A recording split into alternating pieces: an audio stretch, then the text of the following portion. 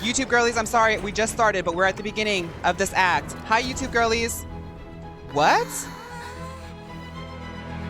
Oh, that's right. This was a trap, wasn't it?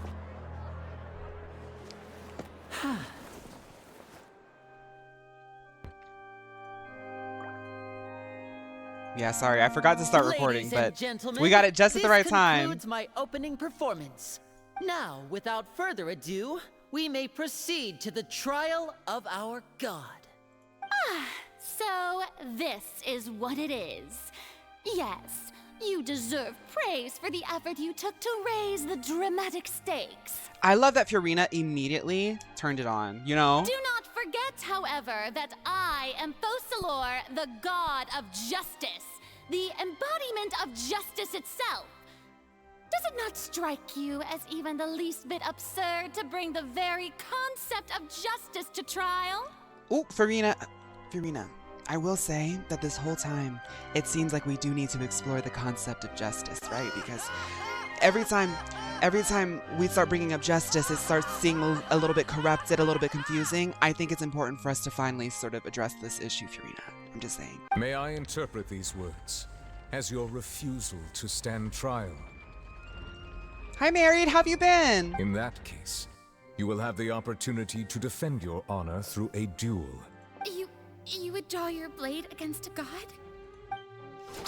This is an intervention. This is a true intervention. I see. It seems like you have made up your mind.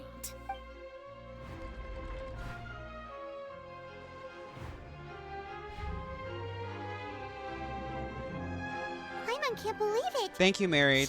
You've been here for a while, and I really appreciate you saying that. Isn't it crazy? It's crazy, isn't it? What the heck is going on? Did I just see an Archon surrender to a human?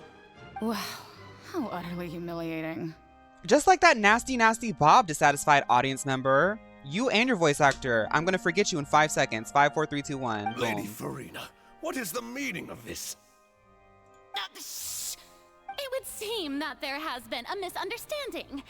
To be clear, People in Fontaine are shady. I'm sorry. You gotta meet them where they are. Thank you, Jester Curbs, for the Prime subscription. Looking for excuses again, huh? I raised my hands just now to indicate my acceptance of the trial.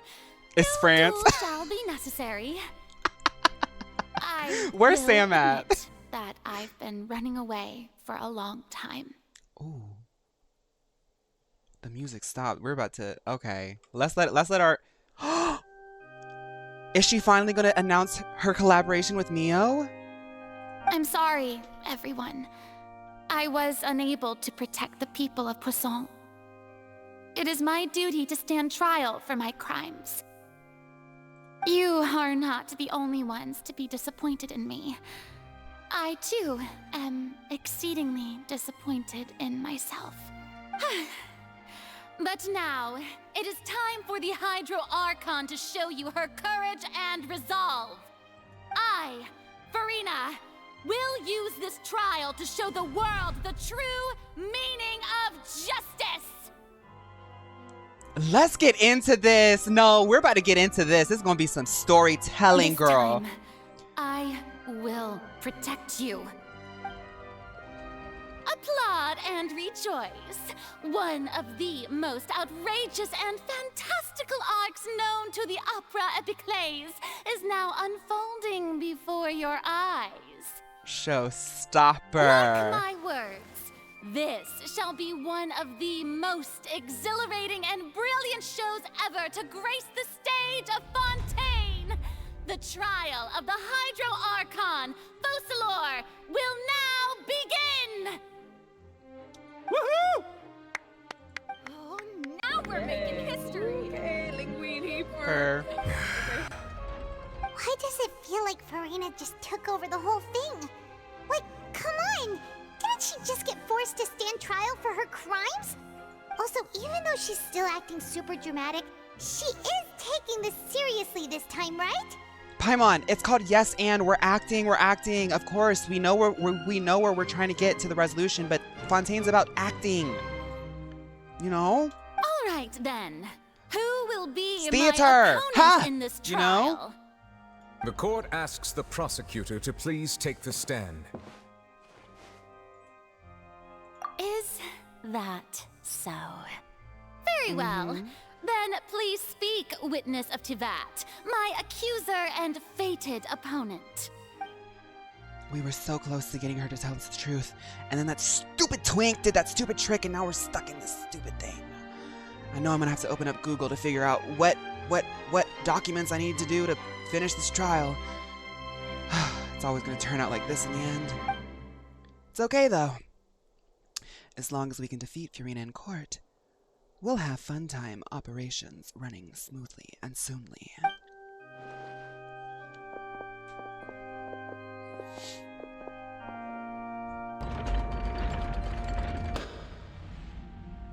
Also, please allow me to ask, as a final Hi, question Corvo, welcome to before chat. the trial begins, just how much work did you do to force me onto this stage? Oh, get over it, Queen. You know that you would take any chance that you could to have all of this spotlight on you, girl. Well, we did do a lot of prep after the meeting that day. I can go over the tasks assigned to the Spina di Rosula, since they were rather straightforward and easy. Y'all, stop. Oh my god, okay. Navia, the president of the Spina di Rosula.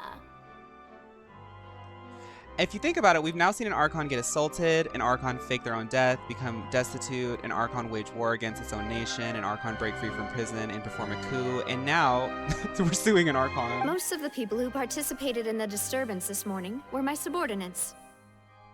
They changed into plain clothes and came to the Opera House as regular audience members, waiting for the perfect opportunity to incite insurrection against you. The people's resentment against their Archon has been building as more and more of the prophecy is fulfilled. A spark was all we needed to turn smoldering anger into a flame. United States federal government, I know you're watching. Listen to this part, okay? Moreover, according to our understanding and analysis of you, when something like that occurred, you would likely flee the scene and head to Poisson by yourself. So, we arranged for a second group to lie in wait there. So, you mean, the ones who scoured the settlement for me were also from the Spina? And their goal was to force you to step into the giant magic box so you may personally participate in the greatest magic performance in all of Fontanian history. That's right. That house was a magic box rather than someone's residence. I should have known it was a Mellow product because of how dingy and terrible it was. Those thin walls. I almost got the dirt, but if you made those walls a little bit thicker, we would have gotten the quality resolution that we needed. Now we're doing it the Mellow way. As the super ultimate version of the setup that I used when I first performed at the Opera Epiclese, the volume of the box was increased All of these by queens, a whole order girl. of magnitude, and the distance it traversed was the entire gap between Poisson and Areneas. Its cargo, of course, was an Archon instead of a human. My thanks, Furina. Without your help, we could never have pulled off such an extraordinary performance. You're welcome? Of course, this performance was only made possible with Father's support. The House of the Hearth spent a massive amount of labor in Mora to pull this off. We had to select a location, construct the giant magic box, dig a tunnel, and open up a path through the water. It was a lot of work for all of us. You know, I'm obviously sidetracked again, but giving Lynette the cat imagery is actually really fitting for her because she is like, you know how some people in different cultures describe people based off of like foods or animals? She very much gives like that cat energy, like that black cat girl energy. You get what I'm saying? Yeah. So, in other words, the earthquake that we felt within the giant magic box was just a normal tremor from the transportation of the whole house? That's right. It wasn't a sign of another disaster to come. Sorry about that. Then, I can guess Nervilette and Cloran's parts. You gathered a crowd, prepared a stage, and made sure that the champion duelist would be immediately ready for a fight. Also that as soon as I appeared on the stage, the trial may commence without a hitch. Am I right? Yes, that is correct.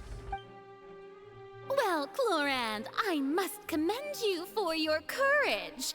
Only the most outstanding champion duelist in all of Fontaine would accept a duel with an Archon without flinching. You know what, Furina? I wouldn't come for Clorand because I feel like Clorand's that type of girl that the moment you get on her bad side, she's going to bring up receipts from 5 years ago. She's going to say things that get really under your skin, and she will end the friendship with no resolution and cut you off very, very quickly, swiftly, and elegantly. Thank you. Don't come for Clorand. There's an energy about Clorand that's like, don't mess with Clorand. What's her star sign? Hold up. Clorian birthday.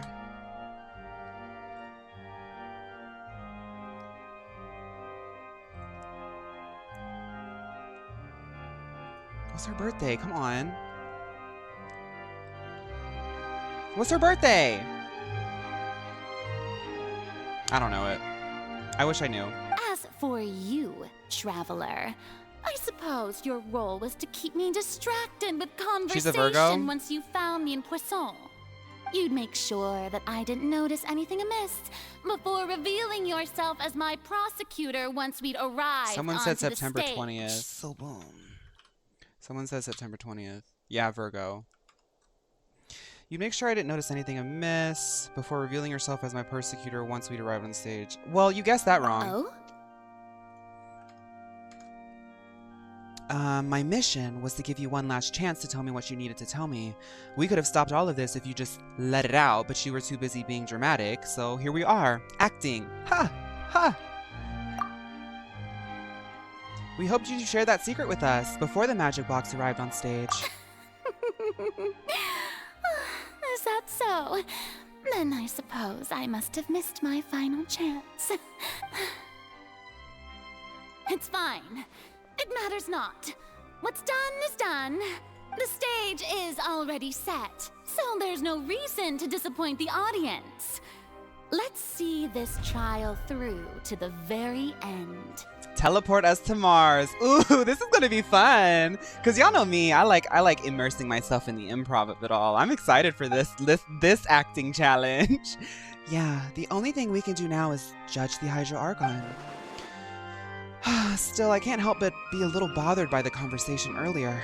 What did Furina want to say to me right before we arrived on this stage?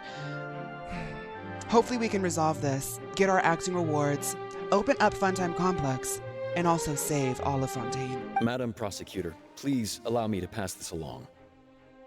This is a document that Miss Charlotte applied for and received permission to share with you during the trial.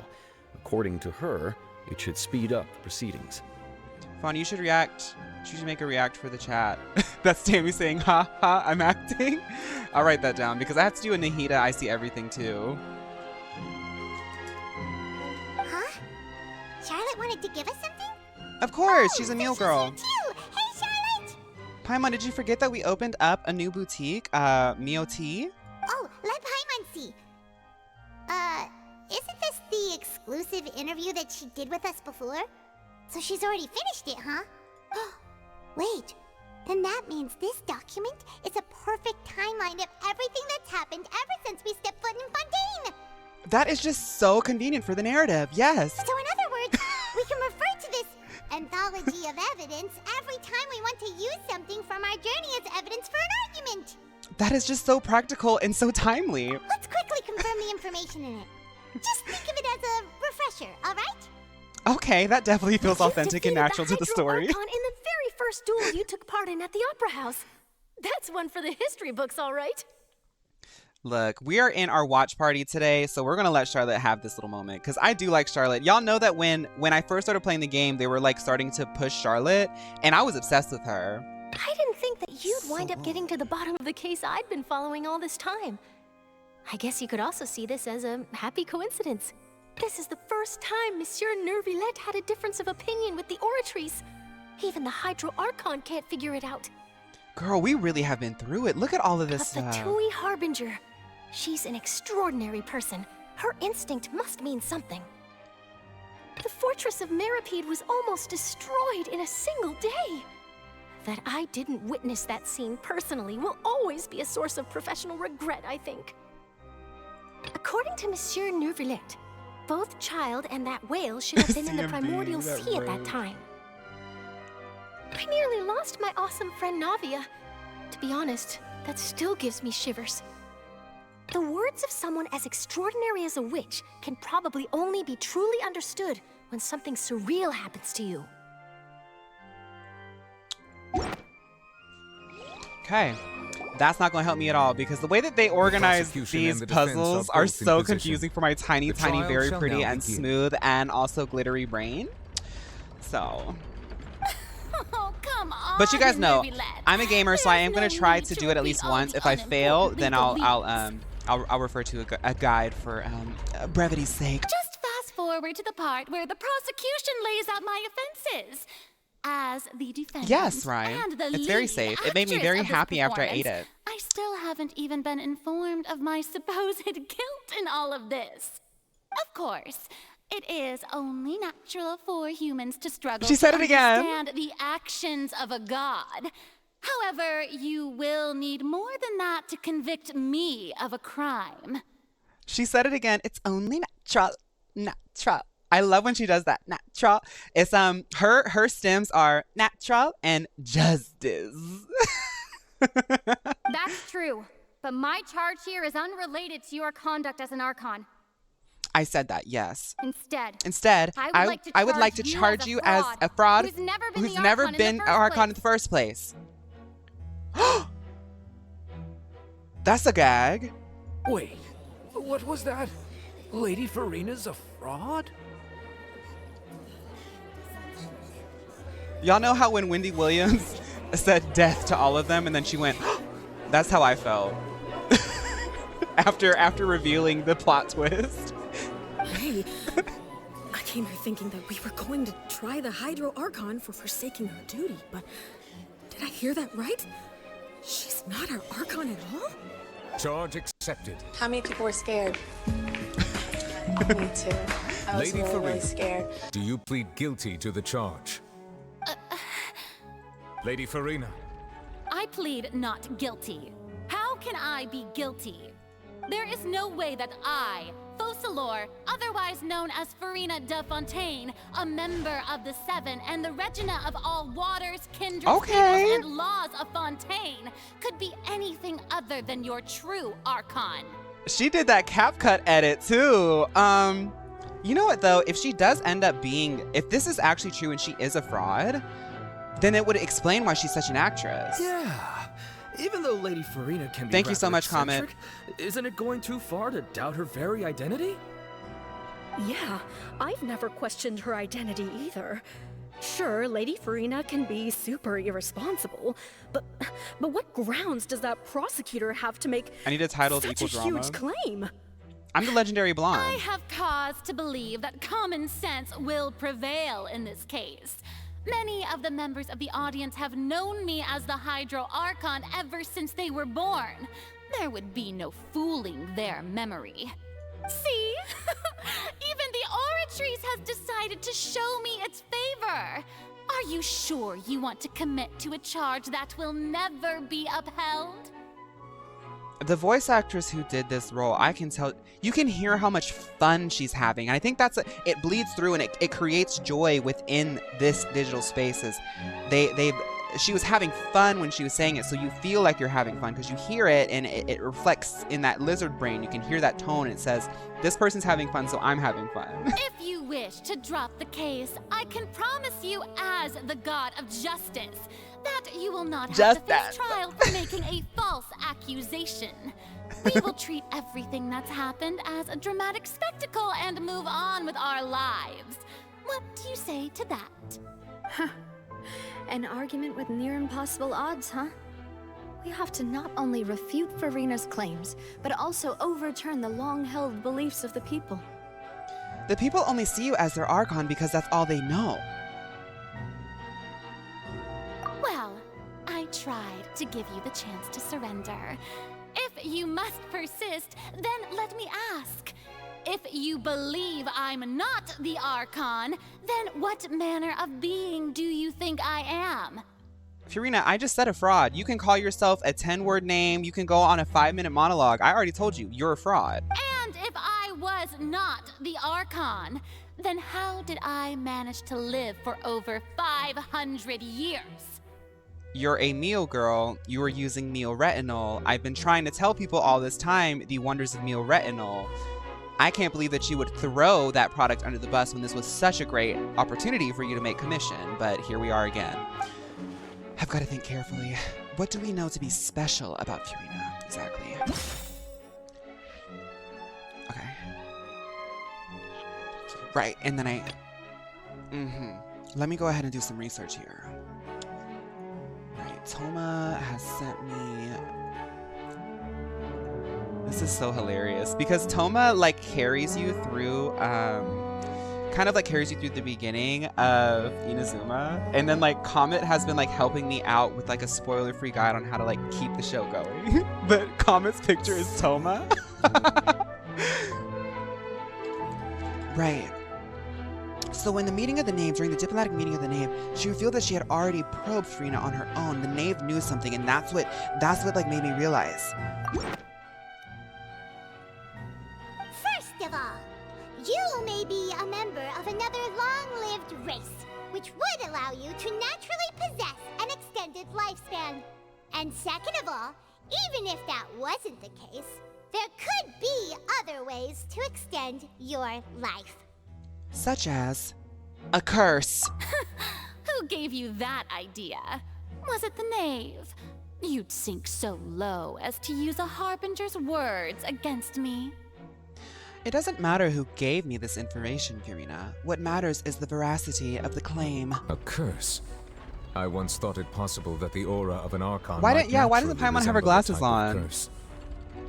But in light of this claim, perhaps what I sensed was not your divinity, but a curse after all. So even Neuvillette has questions. Ooh, this is gaggy. This is a soap opera. Like, this is like, oh my goodness. If I was like watching the show in the opera, Epiclase, oh my goodness, I'd be on my third bag of popcorn by now. Neuvillette sensed it too, huh? So Furina, instead of an Archon, could you just be a cursed human? Lady Furina is actually a human? Well, it is true that it's extremely difficult to tell humans and gods apart just by looking at them. It's not impossible. I can tell them apart. Well, don't start celebrating too early now. Even if I have been carrying a curse like you said, how does that prove that I am merely a human being? Besides, everyone knows that the main difference between a human and a god is the possession of authority. Gods can do what humans cannot. That's why they're worshipped as gods. For centuries, manifestations of my authority have served the nation of Fontaine. One need only to turn their eyes towards the Oratrice Mécanique d'Analyse Cardinal in this very opera house, or consider the endemnitium that is used in every aspect of life. There was like 70 syllables in that one sentence. Like, that was one sentence. I can guarantee you, y'all know people who can't even read that sentence. And that's why I love Genshin Impact, because they say, you want story? We're giving you story. Wait, that one trial proved the opposite. Furina actually has no control over the Oratrice at all. You know that because of Child's conviction. You tried to reference the Oratrice, but weren't you as confused as all the rest of us when the Oratrice declared Child to be guilty without any proof? Otherwise, you should have come up with a good explanation for that by now. That's my friend Paimon. Paimon's eating this up. I don't care. She is a little bit stinky right now, but something in that Duke that she made today is filling this room with slay. Didn't I make myself clear at the time? The decisions of the gods are naturally difficult for humans to comprehend. There is no need to provide an explanation. Lady Furina, I believe a reminder of your current circumstances is in order. Thank you, Edu. While the court is in session, the principles of justice and the law must come before all else. While you are an Archon, you are also first and foremost the defendant in this trial. You will prove yourself unable to defend against the prosecution's charges if you continue to withhold vital information against the rules of the court. No, and Neuvillette, I think, is kind of... He's into this because... I mean, you saw the low blow that she gave him last time. This is his domain. Like, she can talk about being the Archon, this, that, and the other. But when push comes to shove, she knows who has the power in the situation. And he's compassionately letting her have it. I never thought you'd use that kind of rhetoric against me. Oh, Furina, the rhetoric that you used last week when I was in the room while you were reading him down, baby, no holds barred anymore. That was no trick of rhetoric, Lady Furina. I've merely reiterated the rules of the court. Rules that all should respect and follow. Keyword respect. Don't come for Nuvi. So, you neither knew why Child was declared guilty, nor did you understand the structure and operations of the Oratrice.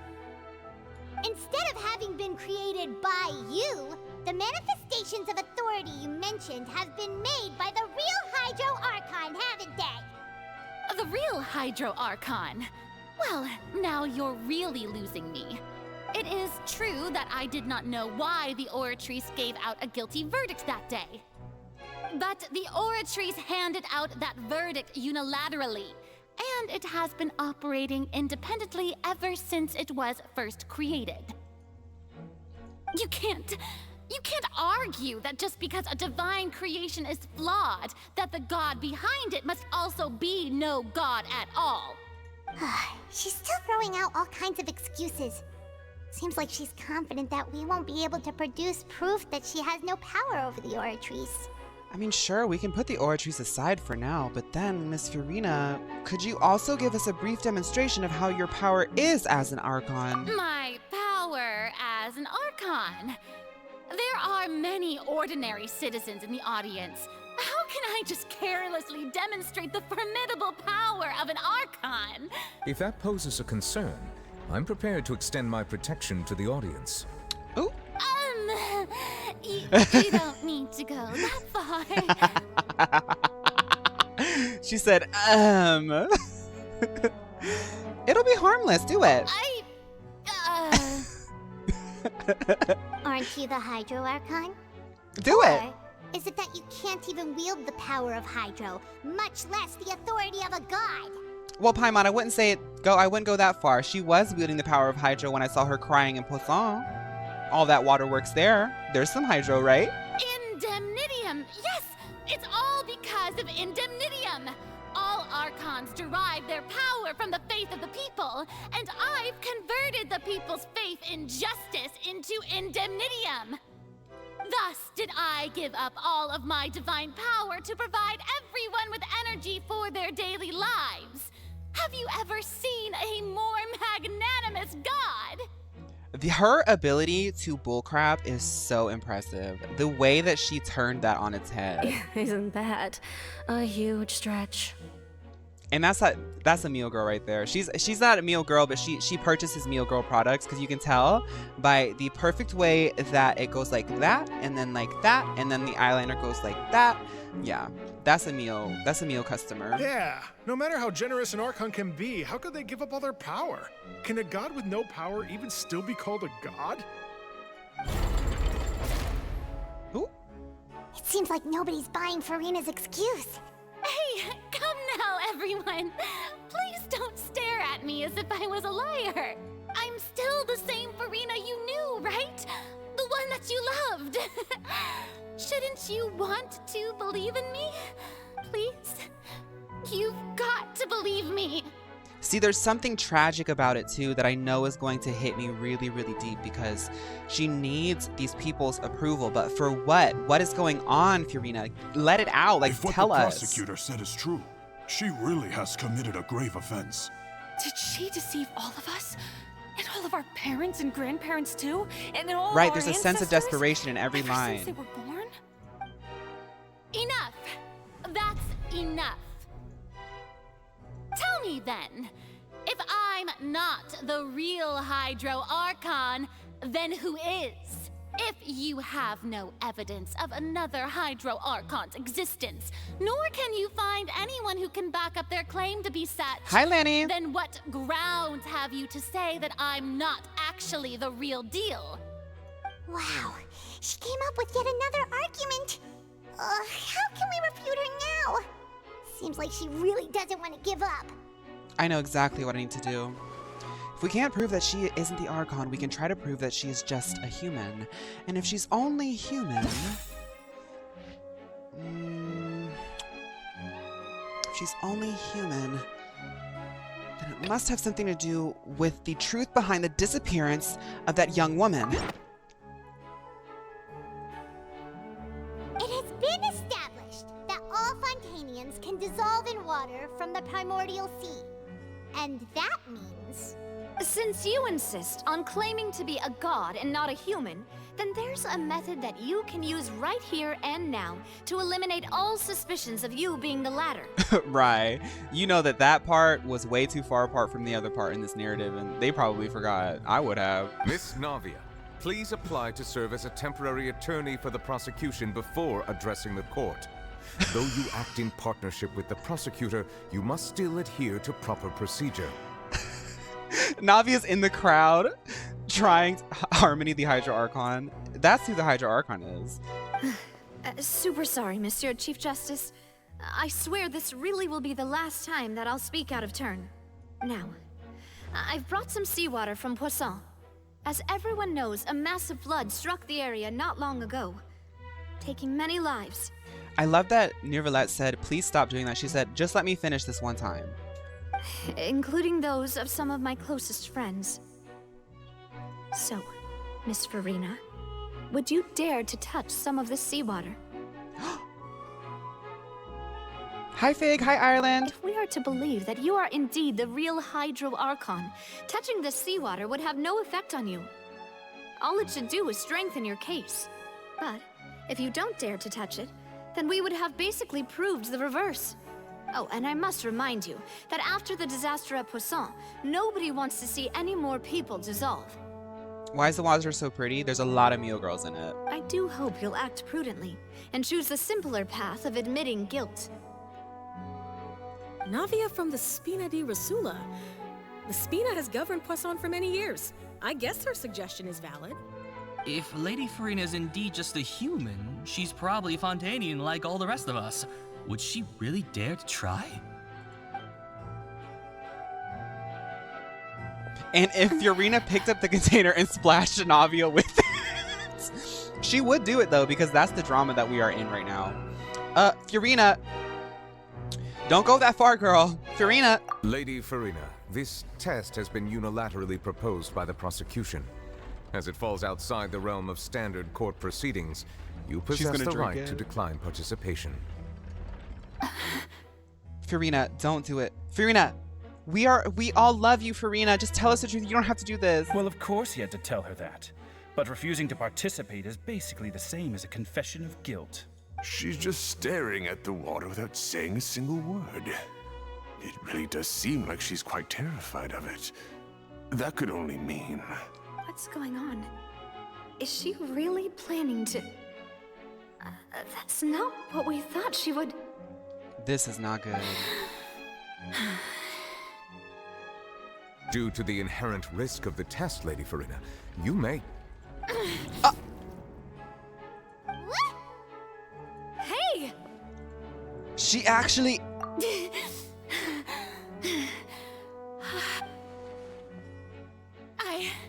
I'm fine!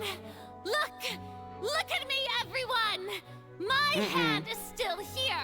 I haven't been dissolved! No, but when we were talking to the Oceanids and like all that stuff was happening, we did understand that sometimes you do get a little bit of moment. Like, I know that Neuvillette saved Navia, but Navia was submerged for a second, right? Will you believe me now? I really am your Archon! I'm nothing There's like a trick. Normal human who would fall apart as soon as they touch this water! Really? Was this not the most obvious thing in the world? She is screaming at that audience, and I live. Miss Siegewin? If you're present, Miss Siegewin, please come forward and attend to the defendant. Siegewin? Don't be nervous. It'll just take a few seconds. Let me see. Let me clock you real quick, girl. Siegewin said, "Is it my turn to clock you?" I love that every single iconic character of this quest so far is like just showing up in the court for some reason. That should be enough. Please announce the results of your evaluation to the court, Miss Siegewin. As everyone doubtlessly saw, Miss Furina was displaying symptoms of hyperventilation and flushed skin. These indicate that she was experiencing the adverse effects of exposure to primordial seawater. That's the medicine. The extent to which she was affected is the same as other humans when exposed to primordial seawater of a similar concentration. And that's what I knew. I knew because Navia was swimming in it at one time. And like that's just like medical science. You can't deny medical science. Everybody, please remember, because of this gag, please remember to wail on Siegewin. Thank you, Miss Siegewin. Lady Furina, you may return to the defendant's That was a stand. joke. Oh, wait. That was a joke. What did she just say? I didn't get dissolved. Shouldn't that be enough to prove my innocence? Furina, we just talked about the medical science. Well, considering your tendency Hi, to Tara. run from your problems, we did originally prepare a direct sample of the seawater around Poisson. She knew the water would affect her and submerged her hand anyway. What is she hiding? That's what I mean. Like we were saying, there is a sense of desperation here. She's really hiding something. However, after extensive discussion, we exchanged it for a sample that is not concentrated enough to dissolve an actual human. After all, on the off chance that something entirely unexpected might occur, we don't want anyone else to lose their life to the sea.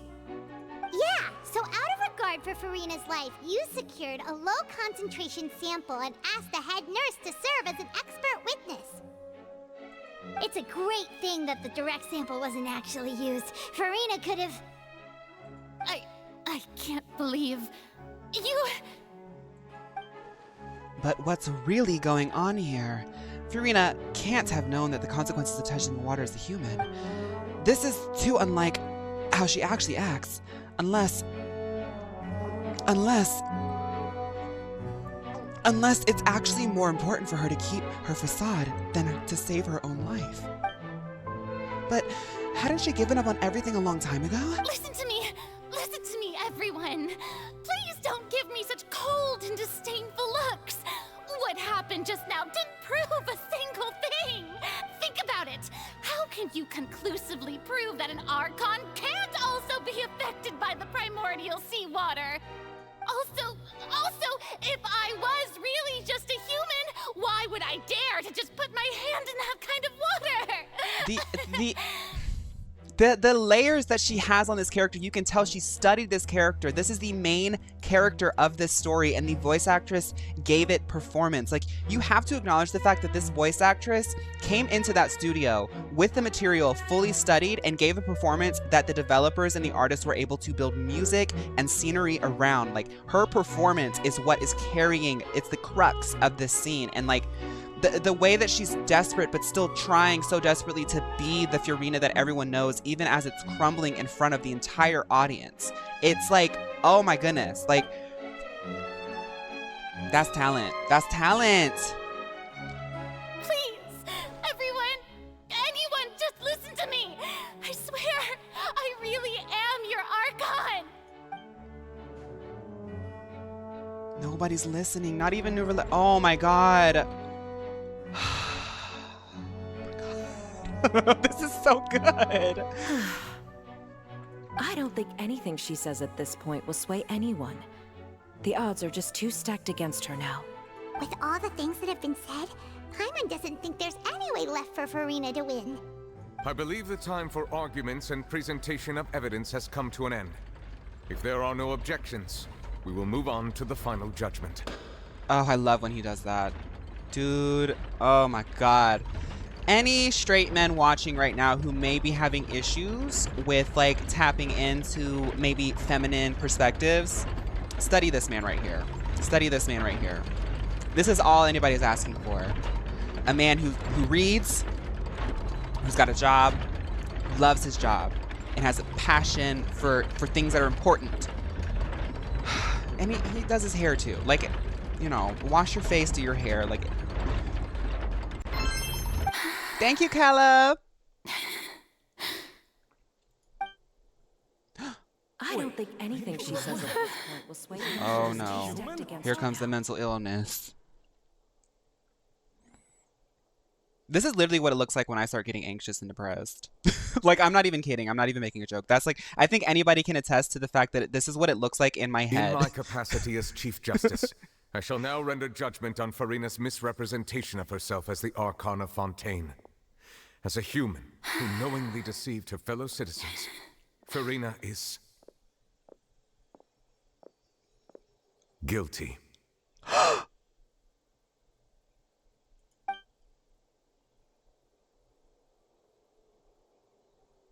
Oh. I almost want to cry because you can tell she's like trying so hard for some reason. To render the final verdict on the charges. You can tell she's really trying, but we don't know why, and it's like I feel bad for her because you can tell there's something underneath that's like scared. Like she's scared of something. It's not that she's like mean or insidious, like she's scared of something.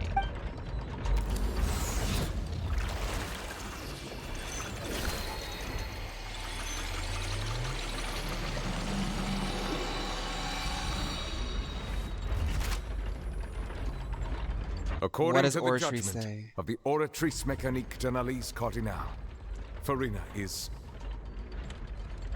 I know it's gonna be a gag, right? I know it's about to gag. I'm so scared. Well, what's wrong? What's the Oratrice's verdict? It can't be. Paimon, it can't be. There's only one way that Neuvillette could get gagged like that. And we already saw it with Child. No. The Oratrice also displays a guilty verdict. Oh. Neuvillette didn't want her to be guilty. Neuvillette this whole time believed that... Isn't that correct then? Ooh. However, the exact wording of the verdict is thus. The Hydro Archon, guilty. To be punished via the death sentence.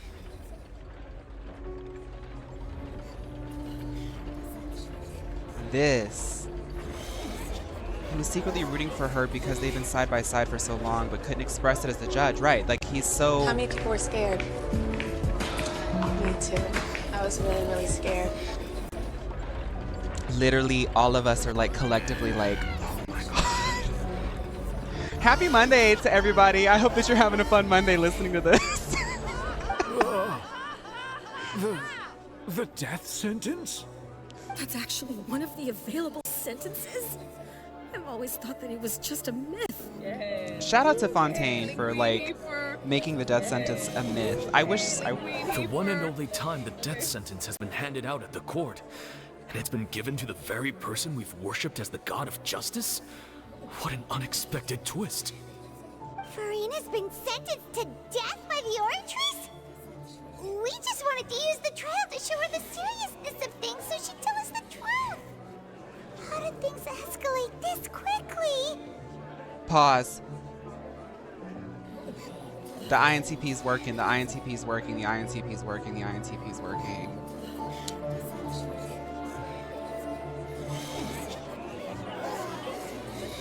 What if being the Hydro Archon is a curse?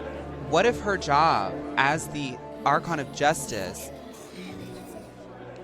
because we know the Oratrice Mécanique d'Analyse Cardinale is sort of representative of the grander jury, the idea of what the people want. What if this is like a sick cycle where when you're in the situation where justice and court is seen as entertainment and people are looking to justice as a means to an end, to punish like criminals, not because necessarily they want peace, but because it makes them feel better? What if that perspective is the sick cycle of like constantly sort of like being the snake eating its own tail? And that's why she's so desperate for people's approval, because she knows that eventually people are going to get bored and want to take her down too. And that also makes commentary on the celebrity culture too, because like you think of like the Marilyn Monroes, the Britney Spears. There's always this obsession in culture with wanting to prop up something and then take it down. And it's just like we keep doing that. This is a French noblewoman getting her death sentence. Someone who has an idle animation involving cake. The Marie Antoinette reference is clear. Let's go. This outcome is indeed quite strange. According to Fontaine's current definitions of justice, as well as its recommendations for criminal sentences, is this sentence really appropriate for the crimes that have been committed? Yeah! Even Fauché wasn't sentenced to death by the Oratrice. You know, the real evil mastermind behind the serial disappearances case. What's more strange is instead of Furina, the Oratrice rendered the judgment on the Hydro Archon. Wait, because I was definitely thinking about that part. Indeed. Not only is Furina's sentence overly excessive, the very point of our trial today was also to prove that Furina has never been the Hydro Archon in the first place. But now, the Oratrice seems to have deliberately invoked the title of the Hydro Archon. What does this mean? Yeah, we didn't prove that she was the... They didn't say Furina the Hydro Archon, they said the Hydro Archon. Excuse me, if I may interrupt. And this is how you know it's going to be a gag, because Furina would never ever put himself in front of all of this peanut gallery and all of these drag queens and put the spotlight on him. When everybody's reading each other, Furina would never do this, so I know something's about to happen. Is the trial still going? Yes, Furina, what's going on, babe? Furina, you finally made it. I assume this means you've completed your mission? Mm-hmm. Any mission Father assigns to me will always be top priority. Is that the first prophecy slate?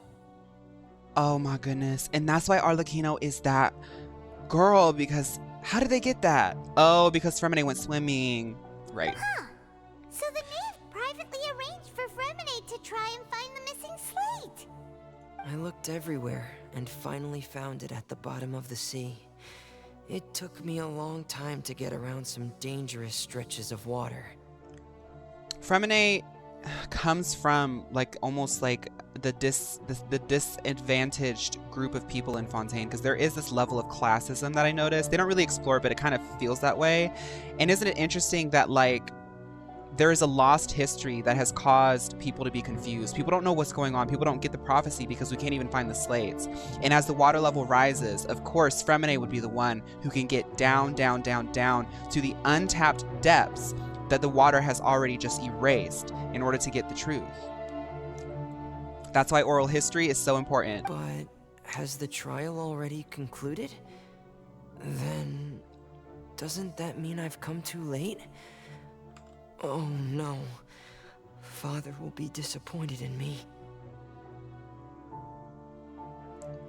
It's still not too late to shine, Furina. The asymmetrical bob. Somebody's. Thank you for your hard work, Mr. Furina. Please allow me to review the record left on the slate.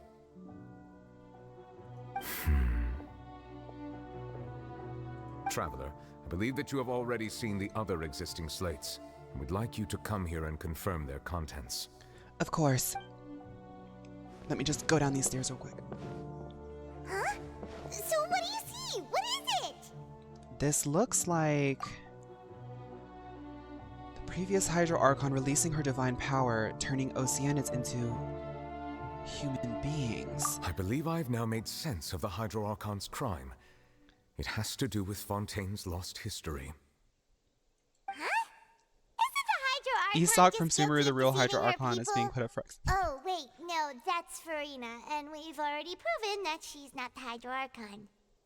So when you say Hydro Archon, do you mean the real Hydro Archon we've been kind of talking about? In truth, everything that you've encountered in Fontaine up until this point can be traced back to the contents of these stone slates. However, I'm uncertain as to how much sense they currently make to you. An association between the contents of the slates and the events in real life. Let's try to recall the contents of the other 3 stone slates. Paimon will do her best to help you remember. Oh, Paimon, don't worry about it. I'm very well acquainted with Mio law at this point. So, according to my notes, select to check the descriptions of the stone slates. Okay. You can find scenarios related to the stone slates contents. Okay.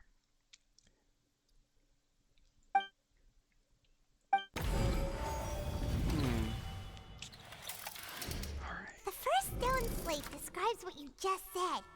It seems to show the previous Hydro Archon using her divine power, and then the Oceanids turn into humans.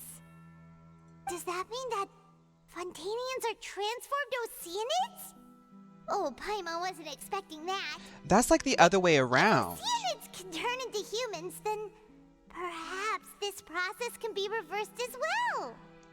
That's what I tapped into the moment I walked into this place, girl. The second stone slate shows Celestia floating in the sky, and the Hydro Archon and her people worshipping it together. But the heavens still brought judgment down upon them. This must be the point when the Hydro Archon and the Fontanians were branded with their original sin. Does this mean that the original sin and the Hydro Archon sin are the same thing?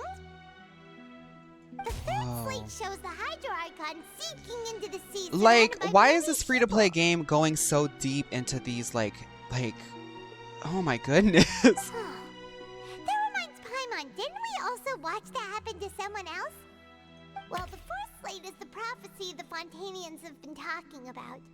People dissolving into the sea, the Hydro Archon crying on her throne, and so on. We didn't believe that such a crazy disaster could happen at first, did we? But after this game is free, but the story feels like $50. When and not if.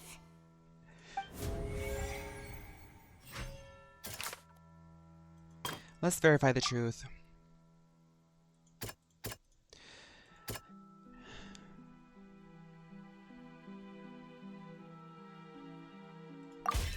We know from the case of the serial disappearances of young women that Fontanians can be dissolved in primordial seawater. And first stone slate tells us that long ago, the Hydro Archon used her power to turn Oceanids into humans. This might be the reason that Fontanians can dissolve. That was me, like I said that part. Because this is a silent protagonist. Okay, no, it's not that, it's not that, it's not that. Right. Perhaps what is about Perhaps would take place that has happened before. The true sin of the Hydro Archon that Neuvillette mentioned, and the original sin cast down at the people of Fontaine by Celestia, as recorded on stone slates. Yeah. And then I think it's not as simple as falling into the sea. When Navia fell into the seawater, her consciousness was subjected to judgment. And then if I just think right. The prophecy from the stone slates found its way into society, but not many people believed it at first. The fortress of Meripede was nearly flooded with primordial seawater, which we know can cause Fontanians to dissolve. It seems increasingly likely that the prophecy came true. If we hadn't dealt with it in time, things might have gone very badly. They'll dissolve into the primordial sea, but won't cease to exist. You can almost hear me echo. Their essence will flow That's in weird. the seawater, converge, and take the form of an Oceanid. Someone highlighted something. On behalf of the Mio Law Division, I declare that the stone slates were meticulously placed by Mio herself, reflecting her dedication and vision. Additionally, we are thrilled to announce our proud support and funding of Fawn's Detective Era. This initiative represents a significant investment in the future of investigative methods. We anticipate that Fawn's Detective Era will lead to groundbreaking discoveries and advancements, and we are honored to contribute to this transformative journey. Thank you so much! In Honkai Star Rail, it said that trailblazers are traveling forward from the past, into the past, and in Genshin, the Oceanids leaving and now returning to the water reminds of that, and I can't help but think back that maybe we're also going towards the past in Genshin as well. Aren't they all, like, kind of, like, related? When did Hoyo hire you? When I started playing this game. Duplicating. The Hydro Archon was sentenced to death in court, shocking everyone present. I know, Ginger, isn't that crazy? Perhaps this means that her sin was actually Fontaine's original sin. Navia fell into the water inside those ruins, and she nearly dissolved. She was surrounded by the people of Poisson in a court within her consciousness, and was forced to take part in a trial meant to make her stay. Navia did eat that photo. The eruption of the primordial sea at the fortress of Meropeak was the surest sign that the prophecy was about to come to pass no matter what. The stone slate's content can all be verified by recent events. If we combine what we know together, loads of truths should come to light. You know what would be really crazy? And Genshin, I know that you guys review this footage. I don't know if y'all watch the footage all the way through because I know a lot of people might be doing this event. I'm talking about like the content creator event because, you know, they have to like review the stream before they dole out rewards. I digress. It would be really iconic if they did like a limited time character that actually like, say in Natland or in a future Archon quest, if they actually like died off. And like you could only get them when they were relevant for the story. Hi, Nounix! But I know that people would hate that. I would love the drama, but I know some people would hate that.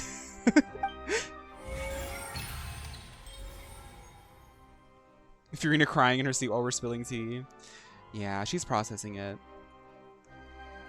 Honkai does it? Okay, well that's cool. Well, not limited stuff, but they like actually like take characters there. Oh, well, welcome back to Genshin, Nounix. Huh? Oh, Paimon gets it now. So that's how you can make sense of it. But then it feels like we're going to have to share some truly shocking revelations. Let's hear them. The first slate reveals that Fontanians are not real humans. Incredible. Linny, did you hear that?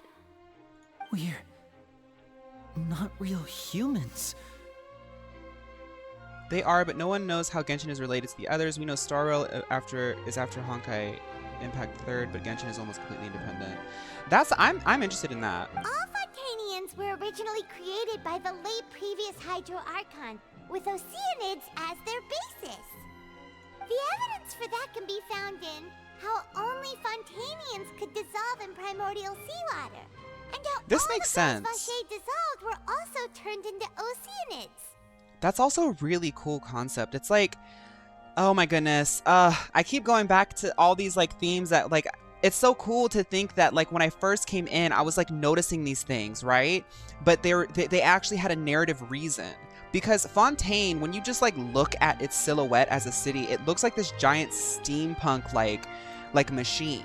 It's like it looks like this tower that's like churning water, and the fact that the people of Fontaine are the water is the water itself. Like it's churning itself. Like that's so cool. What a cool concept. Oh, and according to Navia, when she was about to get dissolved, she also saw everyone gathered around for a trial. All of them in the shape of Oceanids. Indeed. I also have this belief that like we do all our sense of consciousness is like it belongs to something grander, and I do believe that like we all are given like individual journeys in order to make that grander consciousness stronger. Like that's why we as humans tend to like progress forward. Even when we do fight with each other, we always find a way to progress forward to something better, and I think it's because like we are in a way like kind of like Fontaine, like we're all one. The second slate revealed that the crime of the Hydro Archon was her creation of Fontanians from Oceanids. Yeah, and it follows from the content of the first slate that she probably anchored Celestia by creating humans without prior permission. That could also Are they actually water? They're like magic Hydro water. Archon to be guilty. Mio water. To account for that ancient sin. I'm so excited to announce Mio water. I'm kidding. The Hydro Archon's true sin was creating us? And yet, after many hundreds of years, the Hydro Archon's creations have turned around to try to judge the Archon within the Opera Epiclese. The twists of history are often the most unexpected of all. Gosh, I would make commentary on the second slate because the second slate does touch on a lot of like specifically Christian themes that I think a lot of everyone in chat can like relate to, but I don't want to open up that can of worms.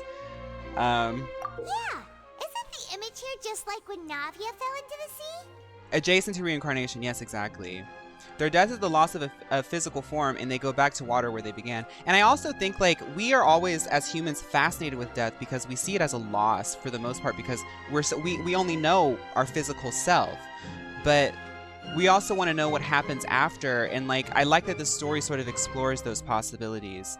Or at least takes the themes that we've already talked about in society and just, like, sort of turns it into a campy drama. I like that. I think it's fun. So wouldn't it be trying to show the image of the Hydro Archon also falling into the sea once the prophecy has been fulfilled in the fourth slate?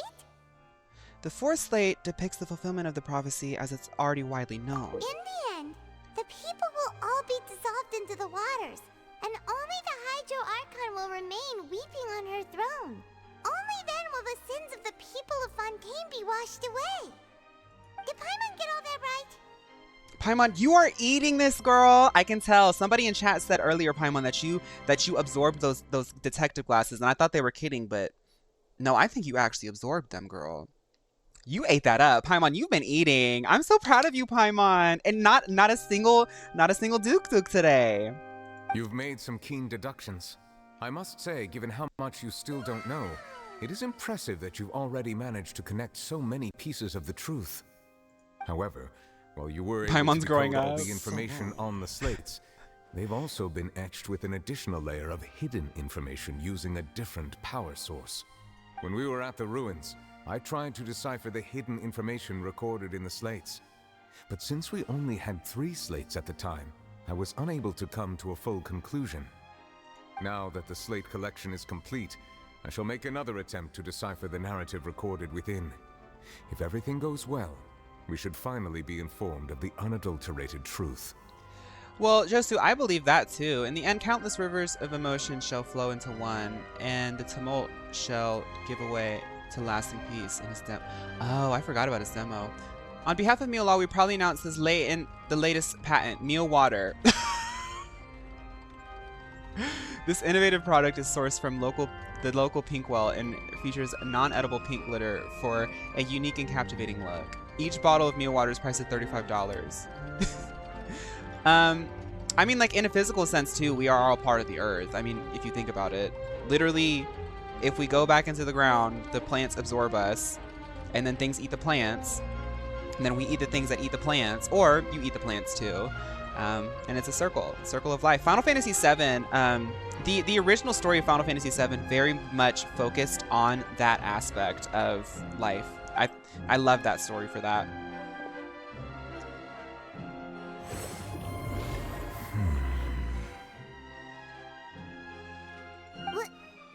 Well, did you get it? Paimon, let him churn this Meal Water. I believe I should share this truth not only with you, but with all the people of Fontaine as well. I will try to briefly summarize it for you. Your hypotheses regarding the origin of Fontainians and the sin of the Hydro Archon were both correct. In the Fontaine of old, the previous Hydro Archon sensed the yearning of her Oceanid familiars for life on land. The Oceanids were enamored with the beauty and romanticism of human beings, and wishing to have those experiences for themselves, expressed to the Hydro Archon their desire to become of a similar kind. However, even though water as an element is intricately linked with the power of life, the Hydro Archon, as one of the 7, did not possess the authority to create a new form of human life. Not one to give in, she eventually found a way to create permanent humanoid bodies for her familiars by appropriating the power of this planet's primordial sea. She eventually found a way to create permanent humanoid bodies for the familiar. Okay. She poured primordial seawater into the Oceanids' blood vessels, creating humanoid mimics in the process. Is that the sin itself? The fact that she kind of went against almost like the laws of nature, you know? But if Fontainians were to ever come into direct contact with water from the primordial sea, the power within their bodies would escape these artificial restraints and return to the sea. Only Celestia can do that. Their forms would collapse, and they would be reverted to their original forms as Oceanids. Wow. And see, they lost that history. They lost that slab, that slate. So they didn't know. And that also explains why the culture of Fontaine is so, what's the word? Decadent. It's so decadent, almost to a fault. It almost feels like, why aren't you guys noticing all of this weird stuff going on? It's because their culture is so obsessed with, like, luxury and entertainment. But now it makes sense because they are trying to live their life to the fullest because technically they're not even supposed to. Of course, the Hydro Archon never received permission from the Gag. heavenly principles to create a new human race. And thus, the Hydro Archon and all of her creations came to shoulder the original sin of appropriating the power of the primordial sea. That's also such a cool reveal about, like Comet saying, the limitations of what an Archon can do. That is the true history of how the people of Fontaine first came into being. So we were all Oceanians before we turned into human beings? That's way too much information for me. I think I'm just going to pretend that I never heard a single thing. Wait, but if that's the truth, we can't let the Hydro Archon be sentenced to death. After all, her only sin was creating us. This really might be too much information for your regular Fontainian, but it does answer a lot of our questions. Kave's half Fontainian? That's wild. Alas, your hypothesis regarding the third and fourth stone slates was inaccurate. The slates' respective positions are, in fact, correct. I mean, in a sense, Kaveh being half Fontainian is kind of like, that messes up the whole flow of nature. The fact that it's like starting to like go out into the rest of Teyvat. I mean, I don't know what the repercussions of it are because I'm not Celestia and I don't know what it's like to create life and strike that balance. But I get that there's like, you know, there were rules in place, and as a Capricorn, I can recognize the importance of rules. A key point of the visual on the third slate He's not. Is how his all mom just the lives in Fontaine. individuals Oh. depicted in the water are humans rather than Oceanids. They have not been dissolved, which implies that the water depicted in this slate is not water from the primordial sea. The nation of Fontaine is the nation of Hydro, as well as the nation of trials and justice. Instead of being the literal element, the water in the scene symbolizes judgment and justice. You may also recall Navia's experience. When she fell into the sea, her consciousness was surrounded by that of many others who intended to hold a trial to determine her fate. Therefore, the meaning of the third slate is that the people of Fontaine shall try the Hydro Archon at the court of justice. Yes, it refers to our present situation. I think I'm following now. So, what you're saying is, even though we decided to put on this trial to avoid fulfilling the prophecy... Yeah, humans have a complex creation story, and Celestia is desperately trying to maintain control over the humans and where their souls go after death, creating new ones. Celestia is not the creator. Okay. In truth, everything we've The lore in done this game has is happened wild. exactly as the prophecy foretold. So now, it seems, we're the ones making sure it comes true. What should we do? It feels like there's no way out of this. Huh. No matter what, the prophecy will be fulfilled. If that's the case, does that mean the scene in the fourth slate will also be fulfilled soon? Traveler, I would like to point out another small fallacy in your deductions. About the fourth slate, you probably thought that the eruption of primordial seawater beneath the fortress of Meripede served as the surest sign that the prophecy was about to come to pass, yes? However, I believe that rather than being a sure sign, that eruption could in fact only be a small warning of something far worse to come. As for the root cause of the catastrophe, I believe you've already encountered it once before. Neuvillette, I'm gonna be real. I'm gonna need you to explain because this is starting to get to a point where my brain is going into INTP mode and I'm just absorbing information, but it's hard for me to come to a conclusion right now. So, what?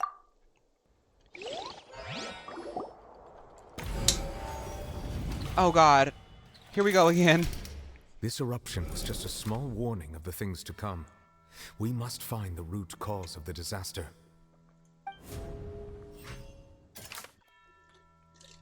The intrusion of the primordial sea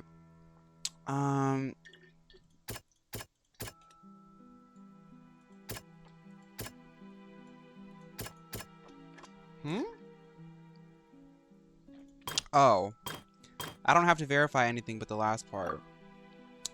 Okay, let's read it. Let's read it. Okay. I need to recontextualize myself. The intrusion, okay. The secret of the Fortress Meripede has been protecting is the secret the Fortress of Meripede has been protecting is the entrance to the Primordial Sea. Though Neuvillette has sealed it once more, just how long will it last? The prophesied disaster will likely spread from here. That has nothing to do with Linny, nothing to do with Child, nothing to do with the Knave.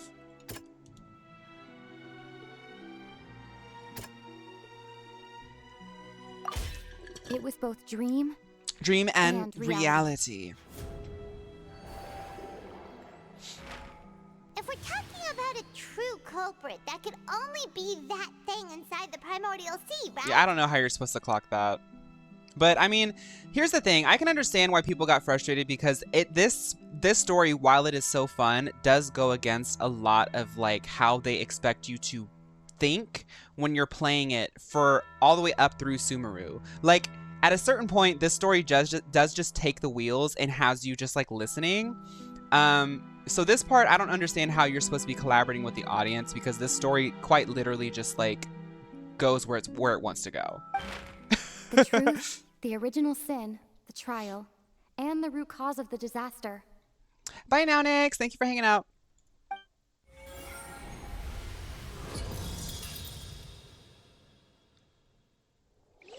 Cutscene. I bet it's a cutscene, right?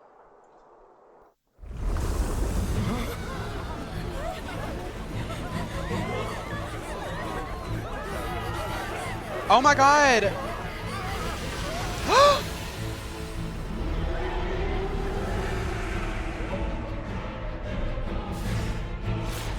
Neuvillette is so cool, man.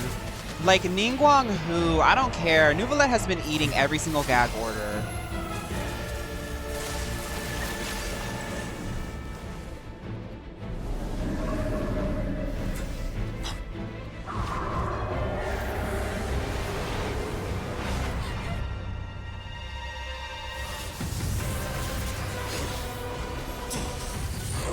Huh?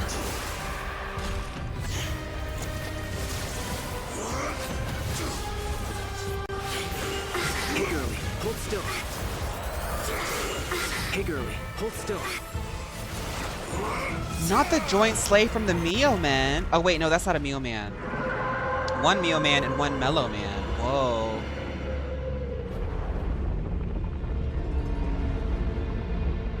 See, Fontaine is starting to make the whole world just like a little bit more messy. You can even see it in how our jokey lore is starting to get like disrupted because of the things they're introducing in Fontaine. That's how you know it's a good story. What? What just happened? That was way too close! How did that thing just burst into the Opera House? Wait, was that the huge whale you saw in your dream? Oh, well, right. If I was in that situation and I was Child, I would have done something cringy too because he knew he ate it. He was probably a little bit tired too, so he couldn't think of something cool. He was like, I'm just going to do a thumbs down. I got to make my exit. It's Fontaine, you know, you have to make an exit. So we've met it at last.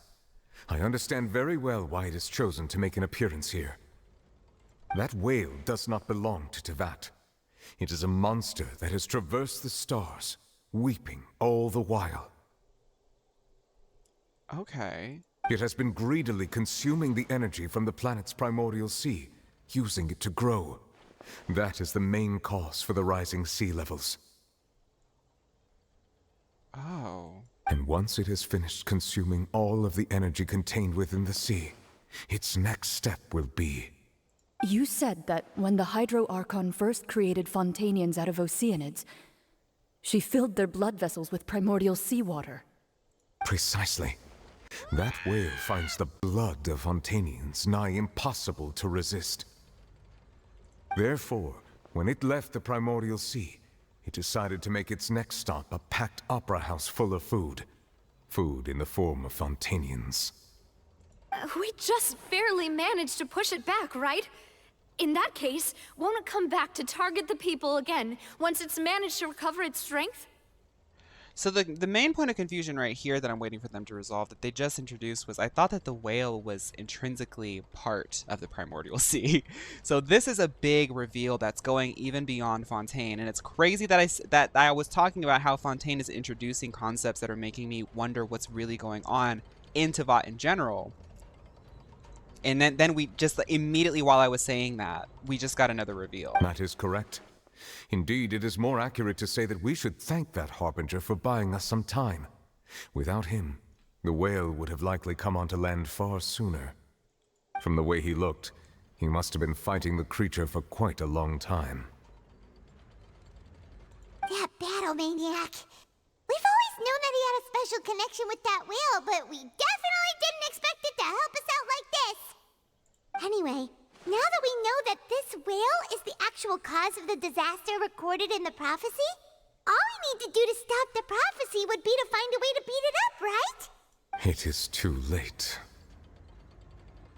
It had already absorbed too much of the primordial sea's energy before we could notice it. At this point, it has become practically integrated with the sea itself. Whatever spoiler y'all are talking about, I didn't read it, but y'all, please, please, please, please, please, just... I don't know how to tell y'all how to know where the spoilers come because I know that these stories are really long, but please just think about what you want to share because I am trying, y'all know me, I try to read chat a lot, but I'm not going to do a 4-hour story if I know how it ends. I won't even watch a movie or an episode, a 15-minute episode if I know how it ends. I won't listen to a song if I know how the bridge sounds. Like, please just think...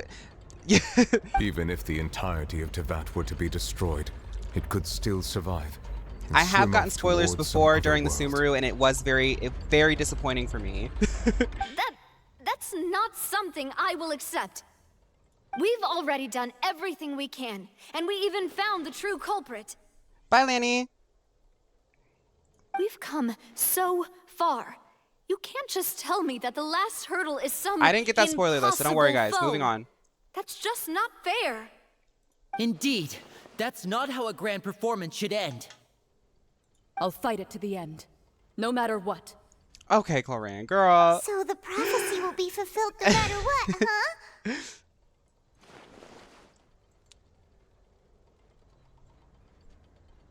Like Lorraine said, let me stay on brand. Yes, what has been prophesied will be fulfilled.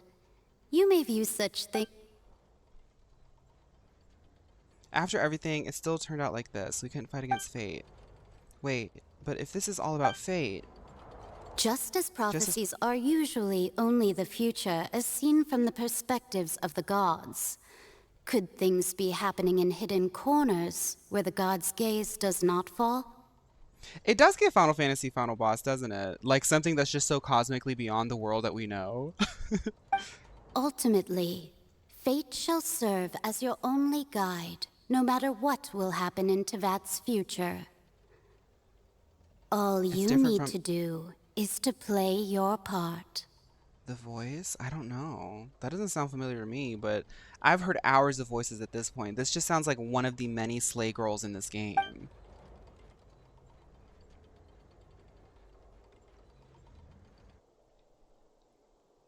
Could it be that even if the prophecy will be fulfilled, there will still be a way to save everyone? Did I miss something? Girl, I'm feeling like I'm missing something. Wait, I forgot about Furina. Yeah, she's up there crying. Hi, Wolf.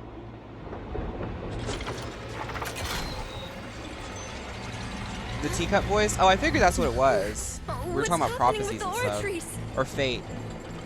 I believe it is preparing to carry out the death sentence. But Furina's not the Hydro... Oh, Furina.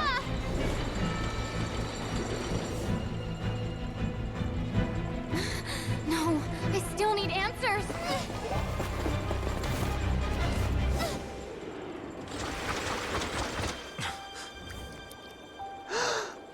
Oh, goosebumps!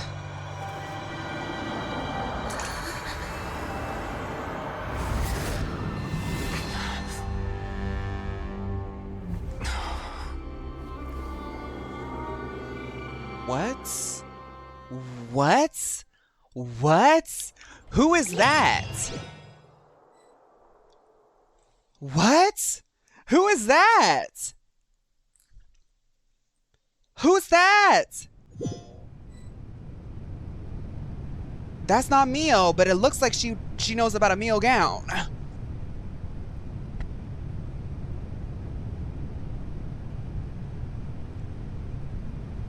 You.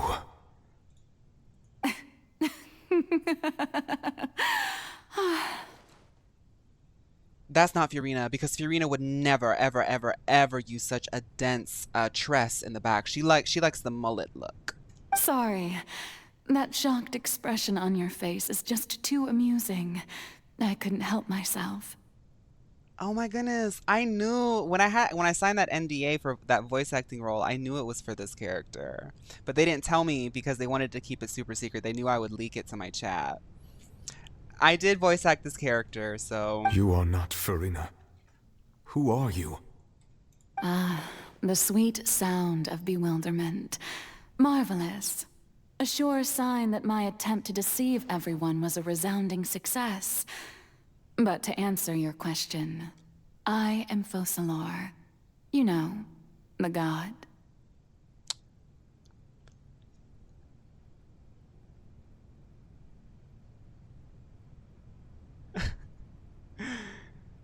Not her being... Oh my god. Focalor. Why did you deceive us? Oh, that wasn't my goal, Gagalore. of course. Goodness, no.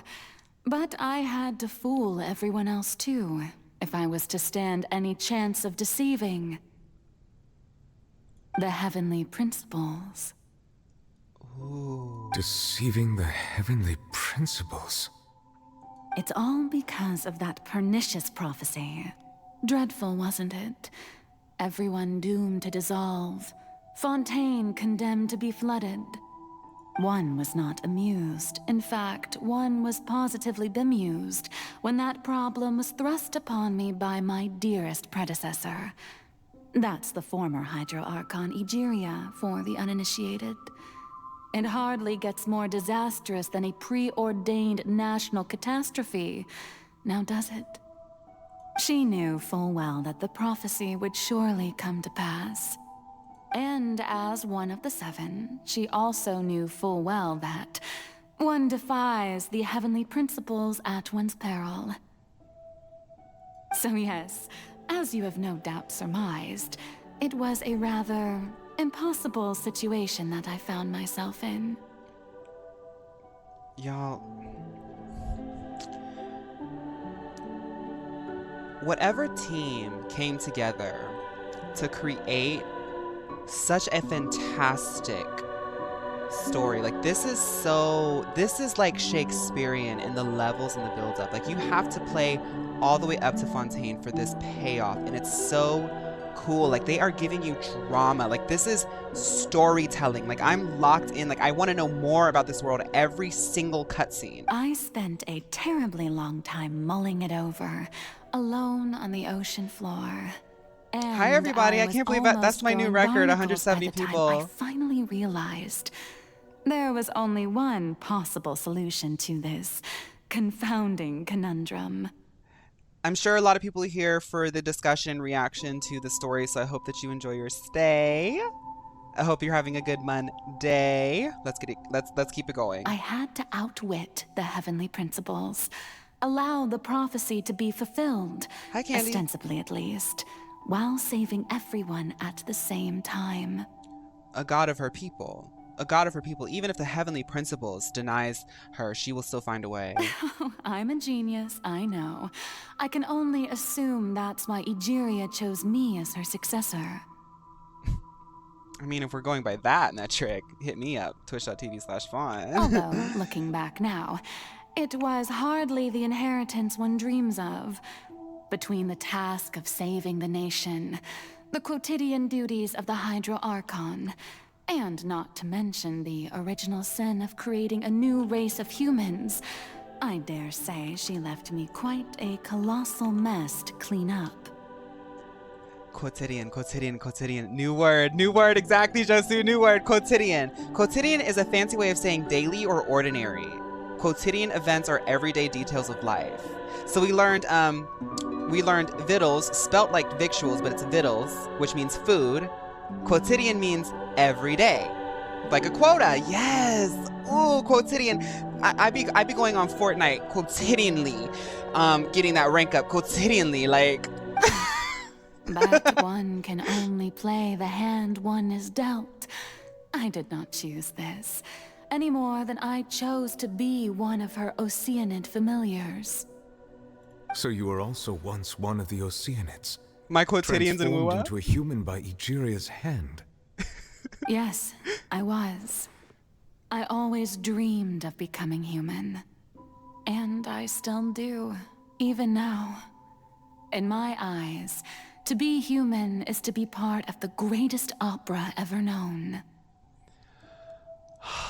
It gives me goosebumps the way that they're describing life and like fate and like the idea of being human has so much like suffering. It has so many highs and lows, so much suffering and so much joy, but it is such a blessing too to be able to like experience consciousness and like the drama of it and know that like your path is your unique story and like that's something that's so nice because you get to have like a childlike sense of naivety. You don't know how the world, like you don't have a universal understanding of what is actually going on. You get to just play a part in it. And like that's so cool. After becoming a god, I separated my divinity from my body and spirit, leaving behind only a self that was as naive and bewildered as my past self on her first day as a human being.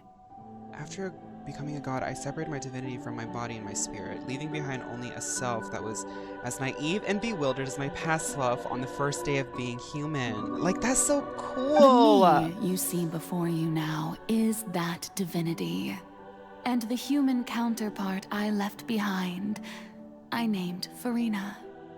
She could feel joy, sorrow, and everything in between. She could be as vain and conceited, or as meek and vulnerable as she wished. And that explains it all, why she was like she was just being human. That's gonna make me cry, really, because like she shows so much like emotion and it's like that alone is like beautiful. Oh my god. Her strengths were of a kind only a human could possess, as were her shortcomings. But in my eyes, Furina's humanity was what made her perfect. She was perfectly human in every way. The person I always wanted to be. I like to believe that there is like I was talking about with like the consciousness and everything. I do believe that there's like a god force that like created humans, or humans by happenstance spawned because like we're supposed to be flawed. Like that's like we're not supposed to know. We're supposed to just do what we're compelled to do. Anyway, so then I cursed her. Boom. All part of the plan, of course. The plan to deceive the heavenly principles.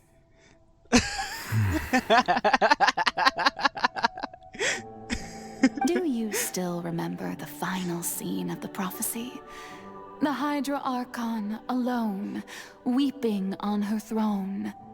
In order that the prophecy might appear fulfilled, I invited Furina to be an actress, to play the part of the Hydro Archon in the prophecy. Under the curse I placed on her, so long as I, Focalor's divinity, continued to exist, she could not die. Yeah, Ellie, but that's a good nor point. was she free to live her life in the pursuit of happiness. So people are bringing up cool points. If we go back to the Marie Antoinette and the Marie Antoinette analogies, that's hard to say together.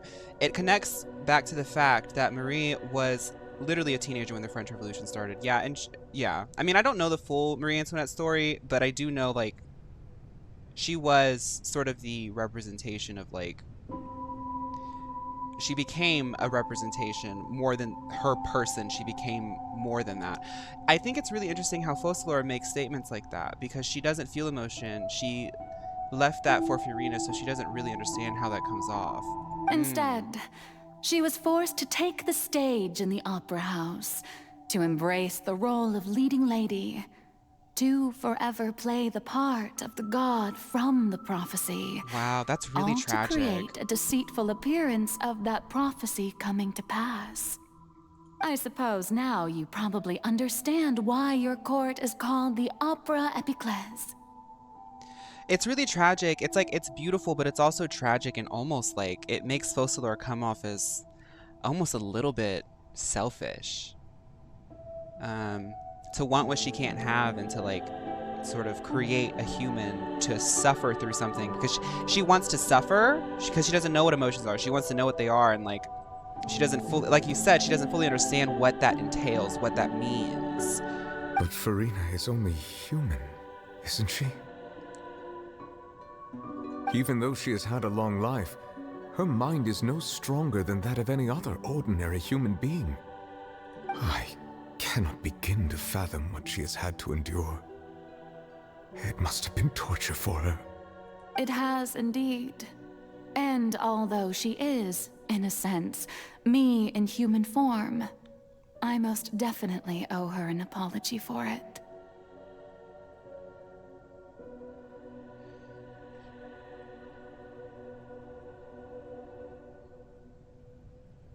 Yeah, exactly right. Like, that's the tragedy of it, is like she knew, and it was like, yeah. Let's keep going. It's been 500 years, and all along, she's been playing her part in the most unimaginably long, unbearably lonely, and agonizingly painful opera of all time. God, the drama. This is... I'm gonna be an old person talking about how much of a good story this was.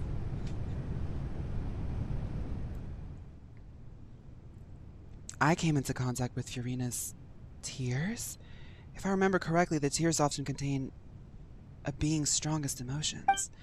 With sufficiently strong hydrosensitivity, I can form an emotional connection just like I did with the Oceanid, the Fountain of Lucine.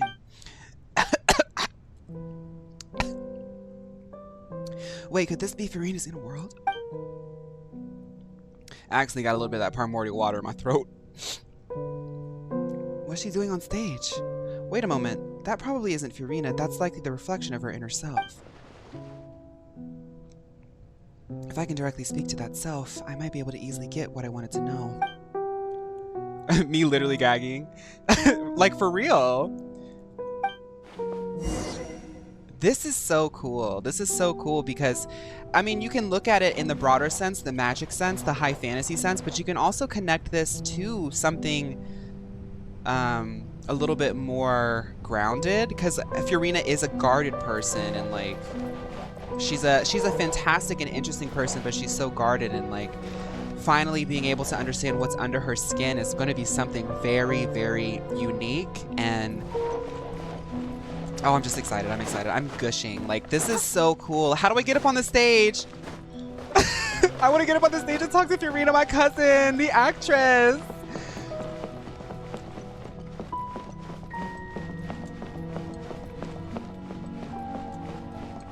There's stairs on the side. Me trying to climb the stairs. That's so me. Who permitted you to come onto this stage? Now, I understand your admiration for my august self, but I must ask you to keep to the rules. Another word, august. I was born in Augusta, Georgia. Respected and impressive. Told you. Told you. Told you. Furina, don't start clocking me, because I know that this is your inner self. The girl on the outside is not like this. So come on, it's me. All right. It is not my intent to reprimand you. There is no need to state your name. Just be off with you. Do not distract me from my performance. Are they about to do like a meta fourth wall break where they're using game mechanics that they've trained the player for 3 years to recognize, and now they're using it as a narrative device? Because oh, do not jest. Can you not feel it? I love this. This is so cool. I am Focalor, The eyes of countless Fontanians are upon me. I must, at all times, display the utmost elegance and nobility. This, like, I'm like not kidding you guys. I have been getting goosebumps this entire story. Like, something's off. There's no getting through to her. Even in her heart of hearts, she's still playing the role of the Hydro Archon. What sort of resolve must she have that even her inner self and subconscious would have such an impenetrable defense? I have to find a way. It's the payoff. Like, you have to play this game all the way through to this part for it to feel as good as it feels, you know? Like, you have to get every single story bit. God, like, y'all know I love Nahida, and I think, like, mechanically and visually and just, like, the themes, Nahida's, like, really cool, and, like, she's my favorite Archon. But I think I'm gonna say it now, the best Archon that we've gotten so far is Furina. Like, this is such good storytelling. Like, this is... Oh my goodness. Dear audience, the performance is experiencing a technical difficulty, but worry not. The guards shall resolve it soon. You're granted now. I must leave no stone unturned. Wait a minute. Her ultimate makes so much sense now. Because, like, she has all the... She's able to manifest so many things out of the water because... Oh, wow. Oh, my goodness. Steady as stone.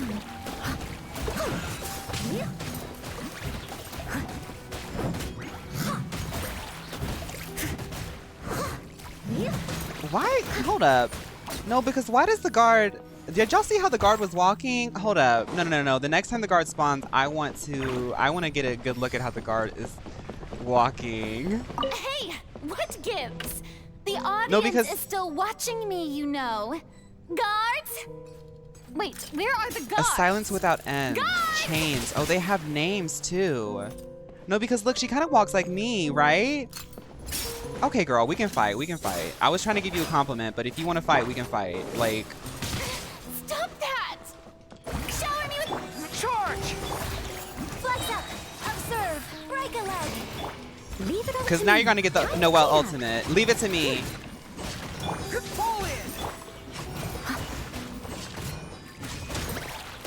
This is the power of Geo, baby. Silence without end. Chains. Whatever. More like, right.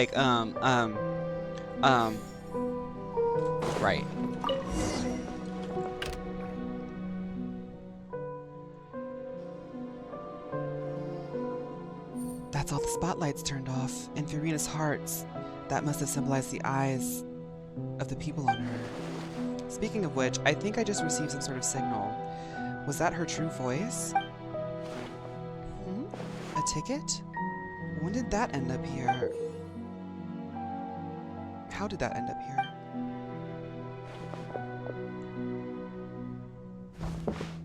When Furina comes on the banner, I want to do an abyss clear with this Fontaine. Good luck, Sar! Even the manifestations of her thoughts are robots because she feels like she can never be human. Ooh. The show's about to begin.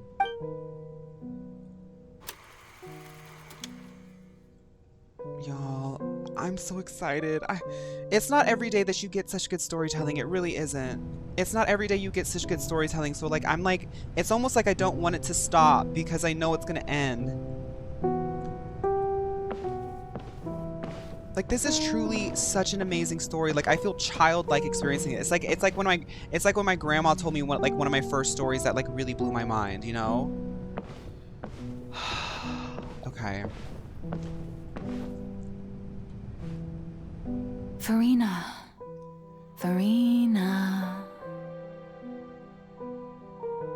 Huh? Who's that? Who's calling me? Where are you?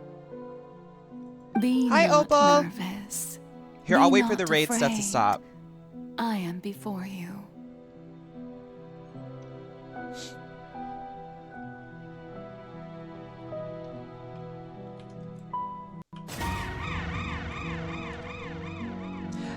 Hi, Opal. Thank you for rating me, Opal. Everyone go check out Opal. Opal's one of our friends. Wait a moment. You're mirror me? How can this be? Mirror you, huh? You know what? That's not bad.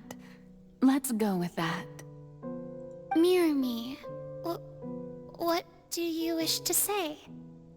The prophecy. Have you heard of it? What prophecy? Thank you, Wit. Thank you so much. I know. I don't know why, but it's in my head somehow.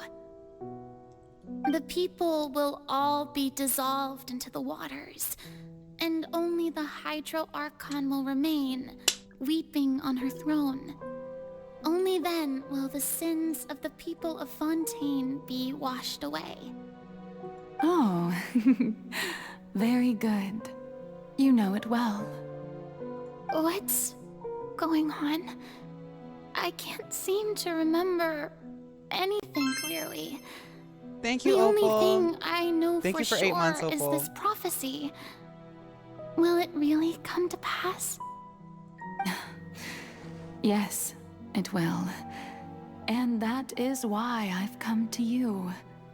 Disaster will come to Fontaine sooner or later. Things will develop just as the prophecy declared. There is no escaping it. But doesn't that mean everyone will die?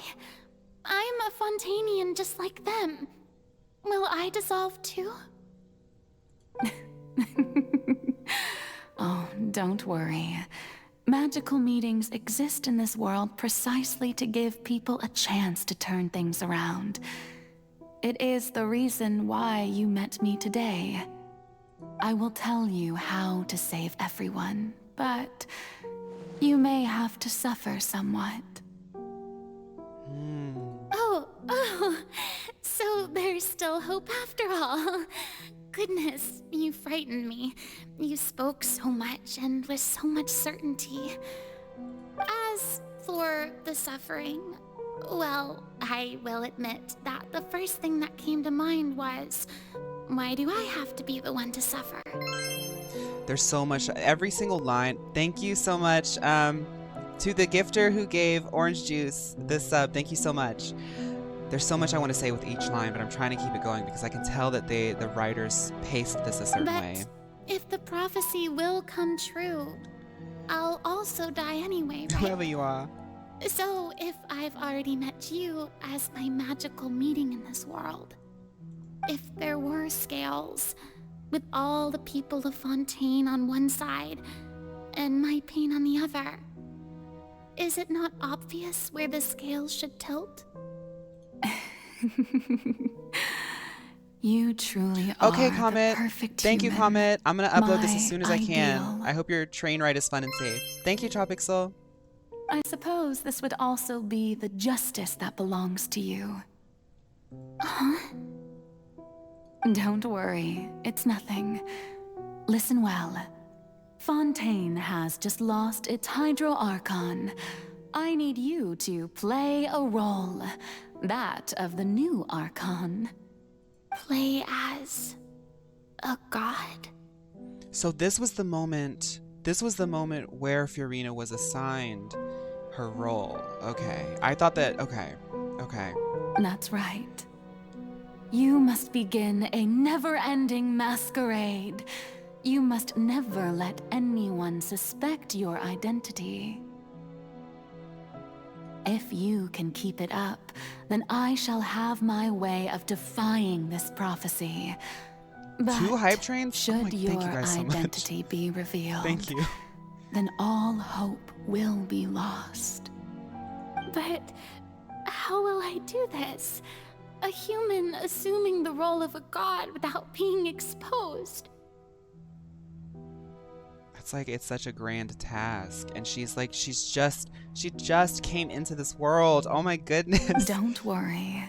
What you must do is not to turn yourself into a real god, You simply need to play the role of a god as humans imagine them to be. Being a human yourself, I'm sure you already know what such an entity would be like. Remember, your true challenge will not be pursuing divinity, but contending against humanity. There's so much commentary I want to give. Like, I'm still not sure I understand, but I'll try. I'll try to do this. So, how long am I going to have to play this role?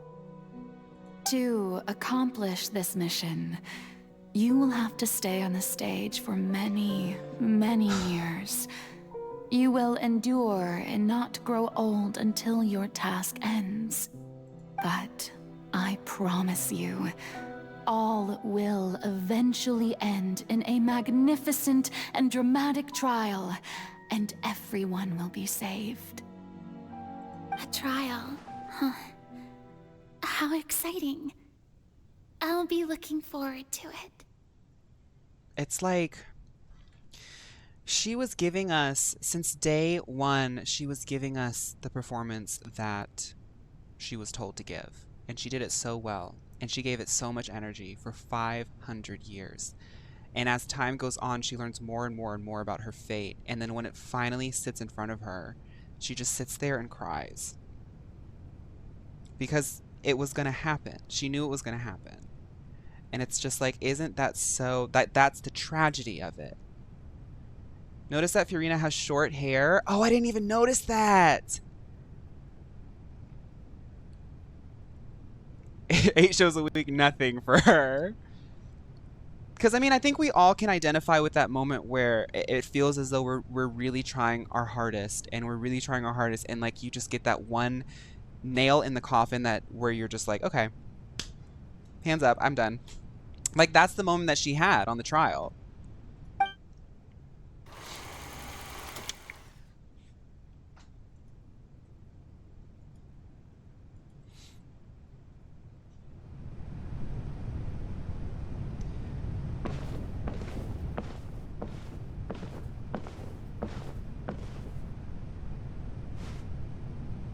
Oh, she's crying because she thought she failed.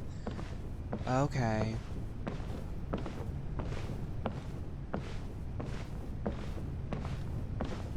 I was interpreting it as like, girl, I can't believe I did all of this just to suffer.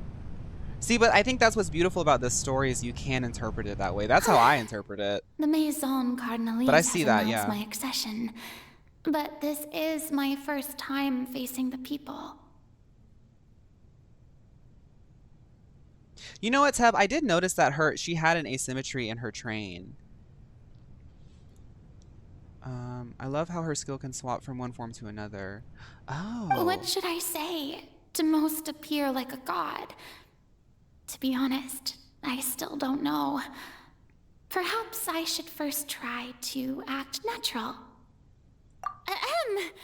Ladies and gentlemen, good evening, and welcome to the Opera Epiclese. I'm sure you've all heard about how I have taken on the role of Hydro Archon. Indeed, I am Furina de Fontaine, your new Archon. In truth, I know little about becoming a nation's new god, but it will be my honor to guide you all. As the god Focalor, the god of justice, I shall do all within my power to lead you into an age of fairness and justice. Once again, thank you all for coming. If you should have any questions or suggestions, please send them to the Maison Cardinalise. The future of Fontaine will require us to work together, after all. This should do it. Do you think that people are going to like an honest and open speech, or are they going to ask her? Are they going to ask her to amp it up? Because I think that's what's going to happen. I thought I might stammer, but thankfully, I was able to convey my thoughts. I feel like fine. it goes off the rails because that's what is required of her. The big Furina that we came to know. That's the new Hydro Archon. Is this some kind of joke by the Maison? I would have thought that a being that surpasses humanity would be a bit more assertive. Yeah. Hey, did you hear that? She even told us to send her suggestions there at the end. Shouldn't gods be all-powerful? She's being so modest. What's the difference between her and an ordinary person, then? Y'all know that one song, Hey Ya, by Outkast? If you ask me, perhaps the succession didn't actually happen. She might just be a maison back puppet. Wait, what's going on? Why is everyone suspecting me of being a fake? Oh, this is bad. If I get exposed here, there'll be no saving the people from the prophecy. Right. Mirmi said that I just need to play the role of a god as humans imagine them to be. Calm down, Furina. Think. What do the Hey people y'all, by want? Outkast. How would they imagine a god to speak and act? Assertive, with a strong sense of presence. One who can dispel all doubt. That is the character I'm fated to play.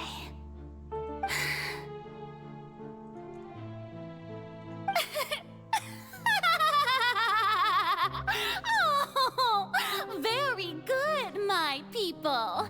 Only ones such as you are deserving of my rule. Now, I was wondering if some weak puppet were to one day come onto the stage and claim ownership of this opera house, would the children of Fontaine follow them? The rhetorical question, baby. She gagged them before they even knew it 500 years ago. Woo! Well, it seems that you would all see right through them. Having passed my test, you are qualified to witness wondrous trials alongside my august self, here in this opera house. You may consider my previous act a door gift of sorts. I thought it was a debut that suited the atmosphere. Now then, let us be reintroduced. Ah, so that was just a performance. How could I have forgotten that we were inside an opera house? Personality? It's quite shocking, to be honest, but I suppose it's a better look than before. Such a fascinating and bold deity.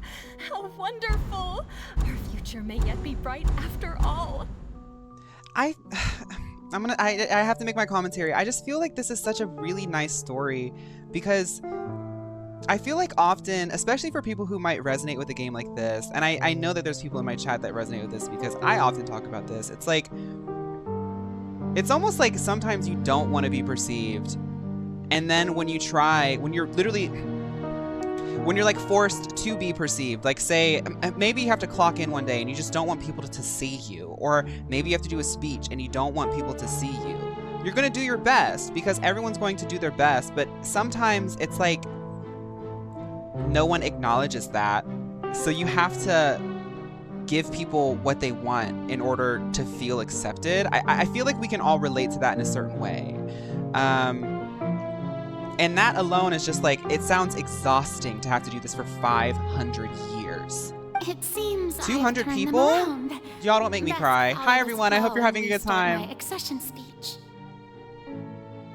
My dear people, whether you acknowledge me or not, whether you trust me or nay, I say to you, keep faith in your ardor for justice. I see that, Boche. We have heard it said that this nation's sins can no longer be washed away. Well, I say that justice is most fragrant when it blooms amid sin. Just pause real quick. Hi everyone, welcome. I know that people are watching because this is a really fantastic story. This is my first time experiencing this. I'm a brand new Hoyoverse player. When I beat the story, I'm gonna jump into the Honkai Star Rail stuff. I normally do this Friday, Saturday, but we've just been ramping up so much that I wanted to go ahead and just keep this going. I played tons of different games. The only games that I don't really play are like sports games or like Call of Duty. I love analyzing video games. I love all of the girly pop aspects of video games. And my goal is to foster a community that feels safe, accepting, and open to people who enjoy video games the way that we do, without having to prove it or without having to, like, you know, validate it. So if you like that, please feel free to stick around. And I really appreciate you guys coming by and hanging out. Turn up the drama. Of justice should not weigh heavy in the hands of its god. Welcome, on Pink. one side, it must carry fairness and justice. And on the other, praise and applause. May law be the prayer on our lips. May judgment be our worship. Let us light the fires and drink to the future of Fontaine. Yes! End the speech empathetically, because now we've got them up. We've got them up. We've got them up. I'm the director. We've got them up. Empathy. There is no trouble in this world that justice Thank you, cannot Shiny. solve.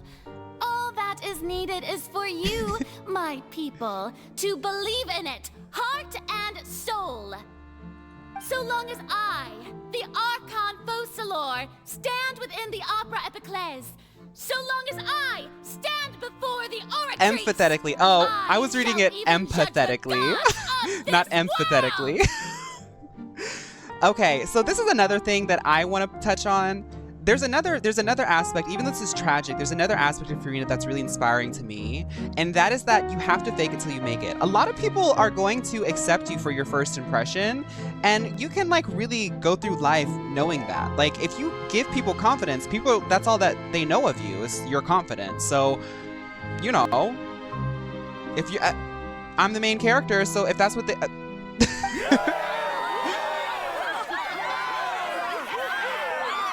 Even though underneath she's like, oh my goodness, what am I doing? What am I doing? What am I doing?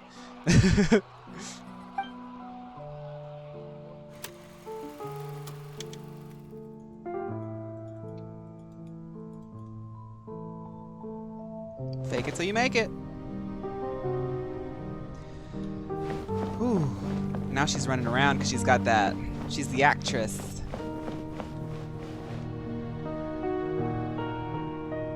Lady Furina, here are today's case reports, as well as a summary of the follow-up for your perusal. Come now, was I not just at the Opera House in person? Leave these kinds of things to Neuvillette. You just know Furina would take the Meisner acting technique and absolutely chew it up and spit it out. Yes, her acting is so good. Like, this is some of the best voice acting in this game. It is. Yeah. Besides, none of these trials were the one that I'm looking forward to the most. If I may be so impertinent, what kind of trial are you truly looking forward to? A magnificent, dramatic, and wondrous trial. A trial to end all things. Oh, man. How could you hope to understand? It's like she wants it to end. She wants it to end. Like, 500 years? That's true. Gosh. I fear I lack the ability to grasp your divine thought, Lady Archon. Because she's not a god. Like, she has to go through this as a human. When you're a god, like, it's almost like time doesn't really matter to you, almost. But she has to suffer through this as a human. No need for fright, and do not take what I said before too seriously. Go now, do your duties. The trial I await. It will come one day. And her hair is almost like, I mean, I'm grasping at all these references because this is so good. This is such good theater that it references all other good theater. Her hair is giving almost like Rapunzel in a way. Like, you know, like her hair represents how long she's been doing this.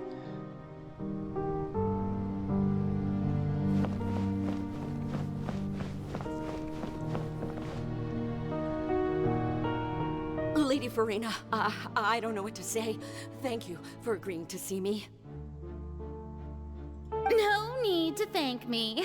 Or rather, thank your own sense of perseverance instead. Long have you stood in line to meet me, have you not? Uni, that's a really good point. Oh, I'm afraid that's just an inevitable consequence of my divine charm. All right, Deoteria, is it? How is your son's illness? You remembered me, and you knew of my family, too. He is doing much better now. In fact, he is far more of an ardent believer than I.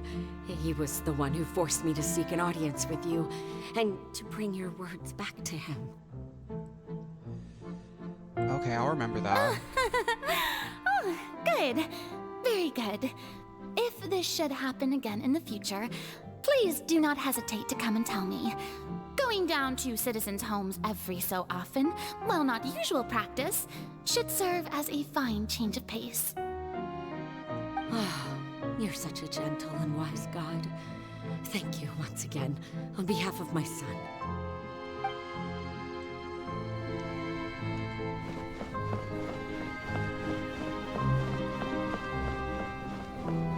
Imagine wanting to get some Primo Gems, so you just do the story quest. Because I know some people play this game just for Primo Gems and pulling, and then you get wrapped up in this iconic story.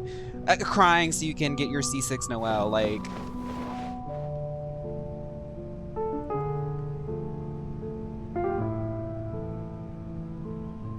Lady Furina, here are the latest hydrological reports. As for the specific parameters you asked to take note of, I'm afraid things still don't look good. I see. Crying sick to the stomach with As 63 moons. As your god, And getting stuck I doing did this till already 2 because you didn't know how expect long it took. But I wanted to see how far your Welcome back, human Brad. wisdom would allow you to analyze it. All manner of signs indicate that the prophecy will still come to pass. Forget it. That's not something you need to worry about right now. Well, as I understand it, the Fontaine Research Institute is also trying to find a way to counter the rising water levels. Really? Have they found anything? I'm afraid that they haven't found any effective solution thus far. Oh, is that so? Isak? Well, no C6 wonder. Isak? This issue has reached the realm of the gods after all. Still... Oops, I didn't mean to click that. Okay.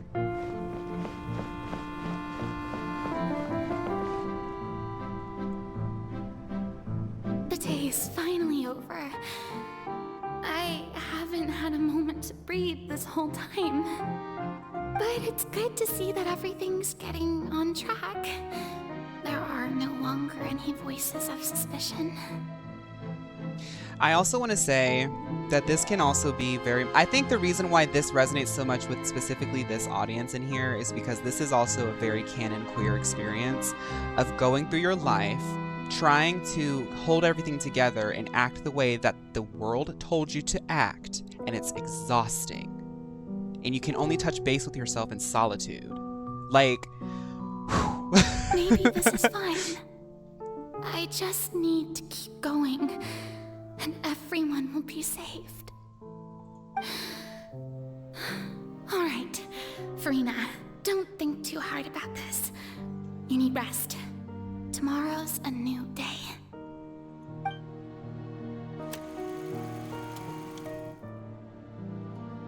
The Research Institute plan was to float the water in cubes. You can see their attempts are still Lady floating Furina, here are the new trial reports for the latest cases, as well as a summary of the follow-up. There'll be no need for that. I've seen them already. There's no need to go back over scenes I've witnessed in person before. Lady Furina, I've waited so long for this chance to see you in this manner. Indeed, my dear, loyal citizen. This joyous moment is an honor for us both.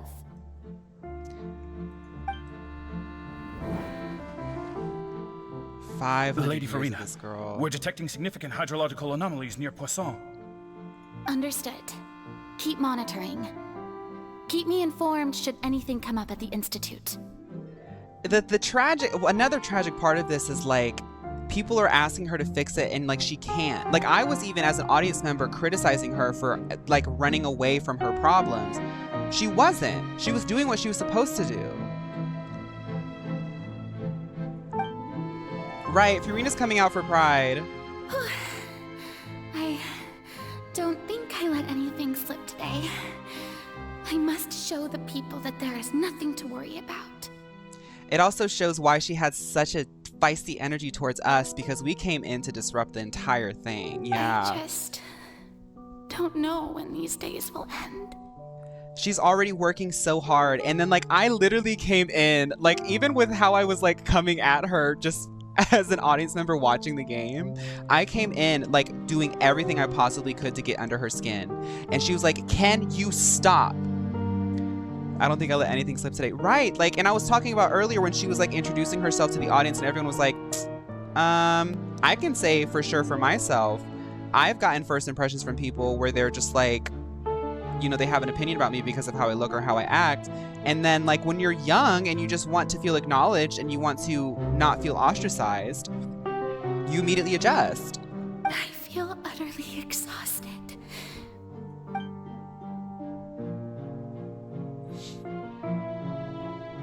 Yeah, it's like this constant vigilance, and that is exhausting.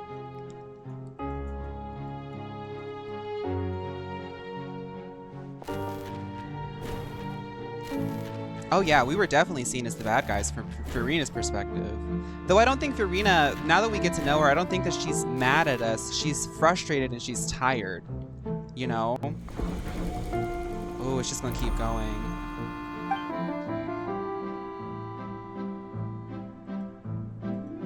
Lady Furina, it's like a dream being able to speak with you up close like this.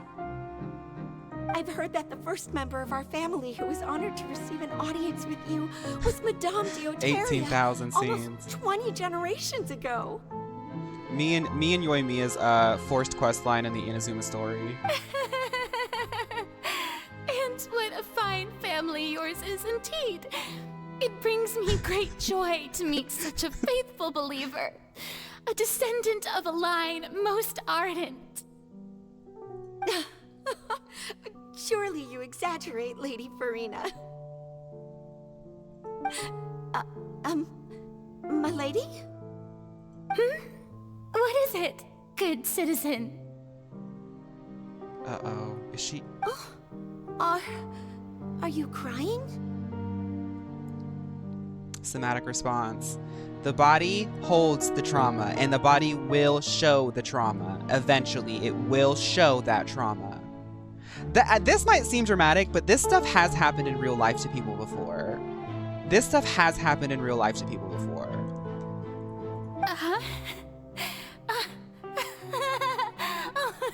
Really now?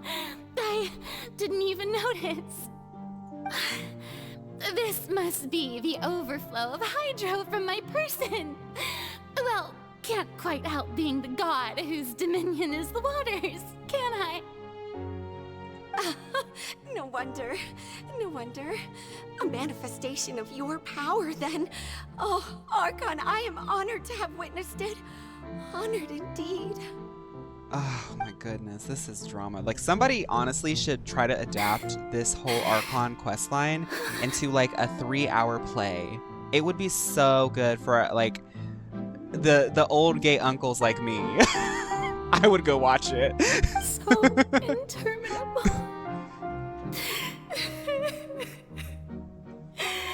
So lonely. I think that Furina was hopeful about the traveler rather than frustrated. She had heard about the traveler saving every other region and tried to begin a trial. Seconds. Oh, right. She was like, let's start it. That's the trial that I'm looking for. This quest is different to me, though. Like, the cutscene after cutscene actually has me wanting more compared to older story quests. I feel like this act in Fontaine has some of the best story choices.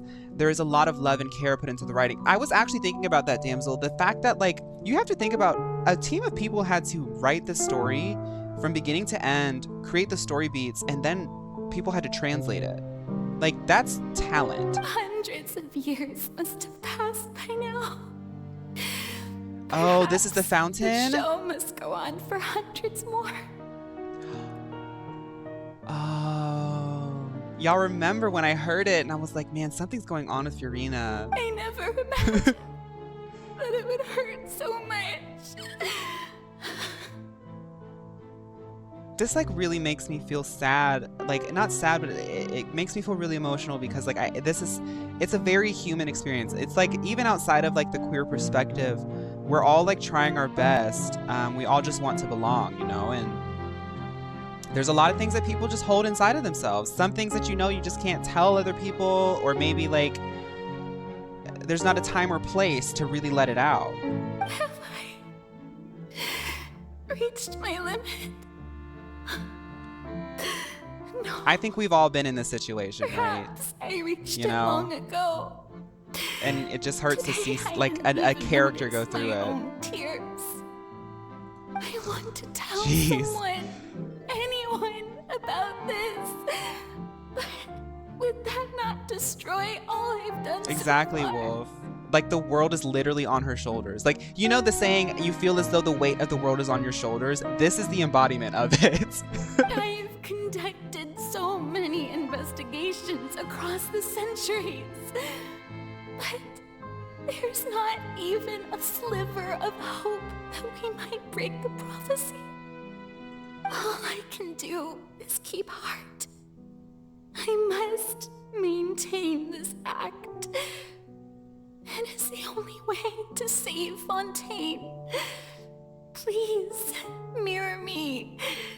You have to succeed.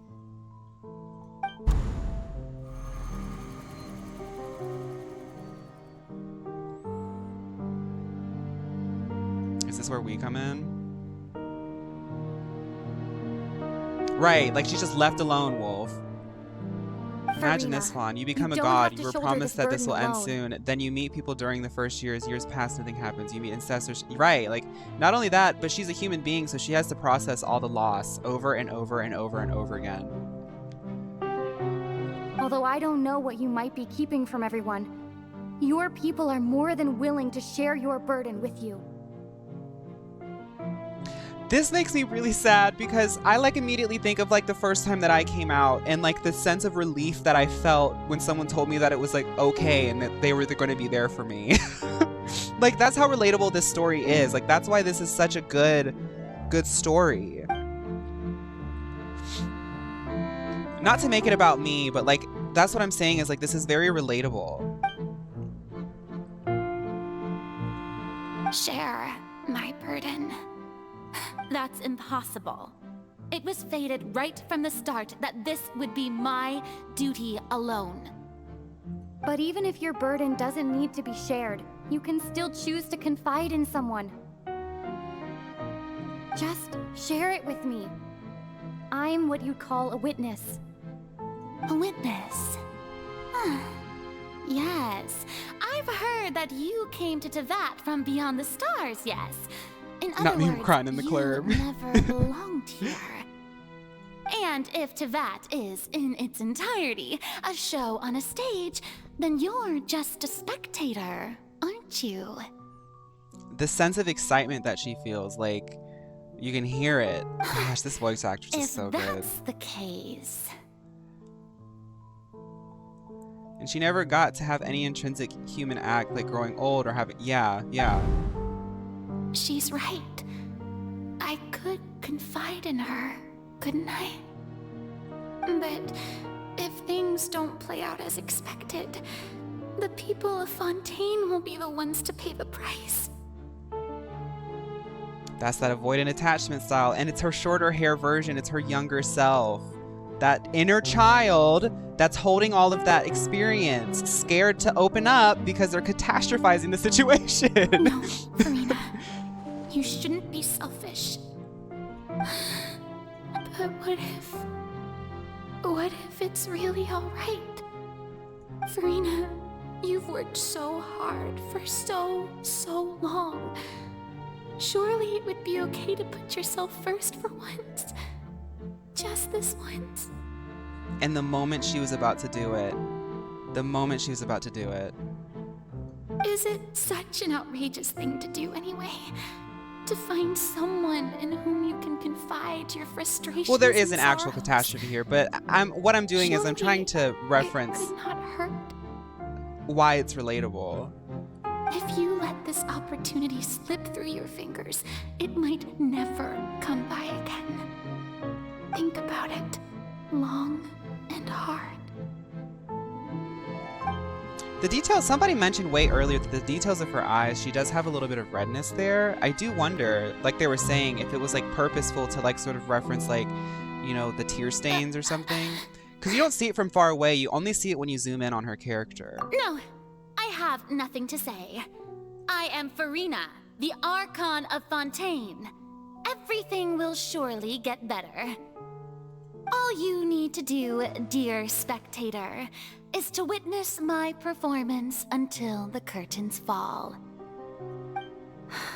She really did think about it. She really thought about it.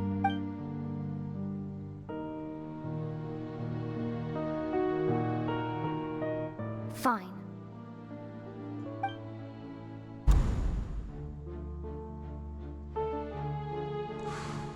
That it was like the one olive branch, but in a way it almost feels like the ultimate test, because she is still waiting for the trial, right?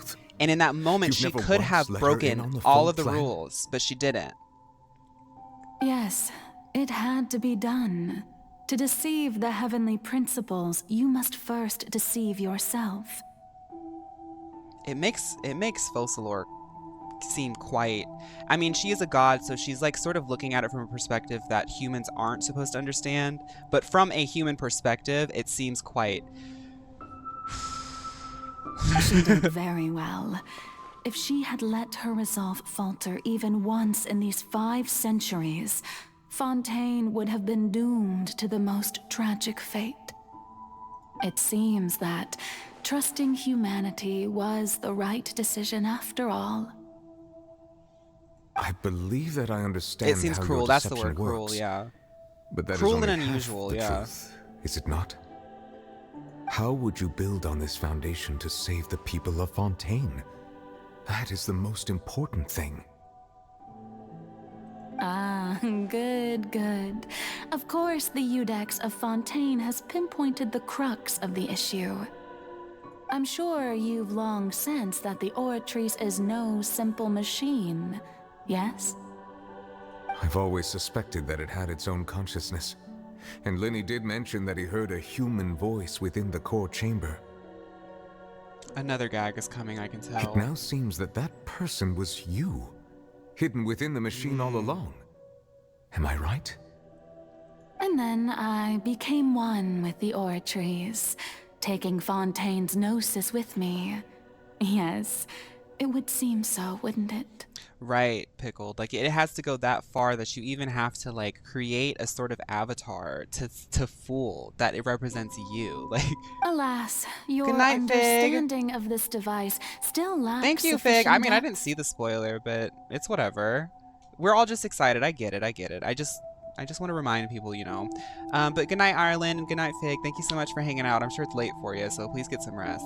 In truth, it is no enactor of justice.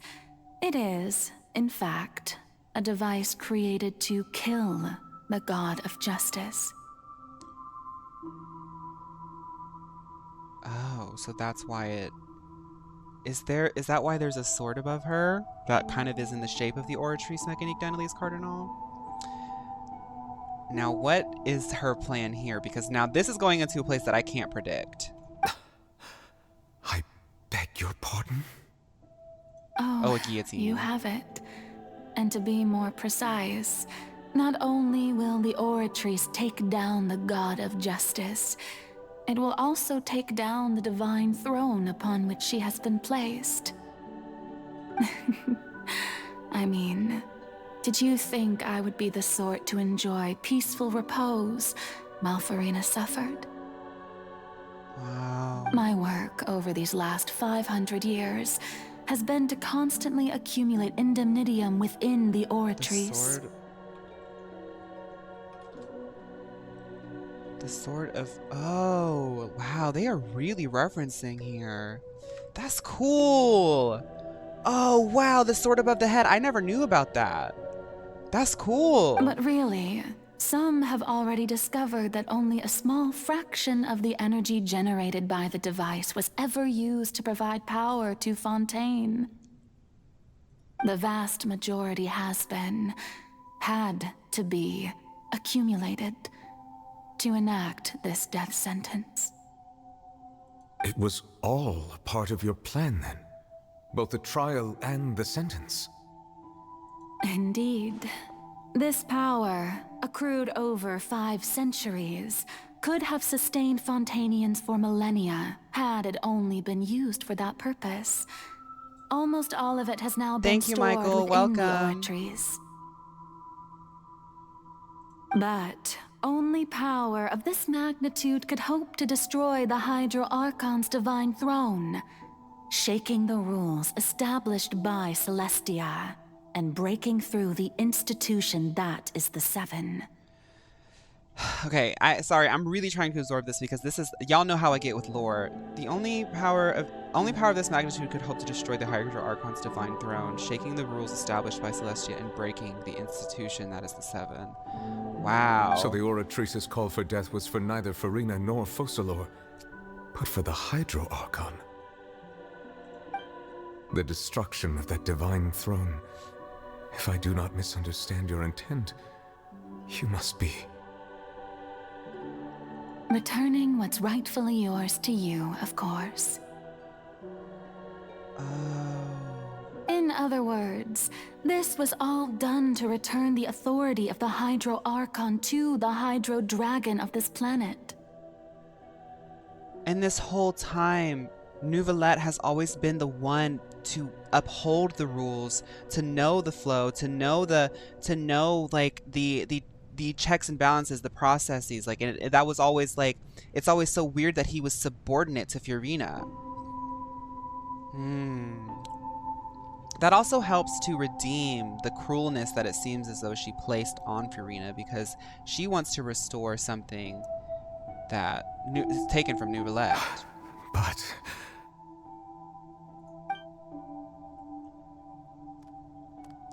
Well, I guess it's like a win-win. She doesn't want to be in this situation, and she can get out of it by doing something. Getting sad again, are we? The authority of the ancient dragons shall soon be yours once more, O Hydro Dragon Sovereign. And this is the face you make. All you've done throughout the years is just so you can sacrifice yourself at the very end. I've never quite seen it that way, you know. Even now, I'm quite pleased at how well my deception worked.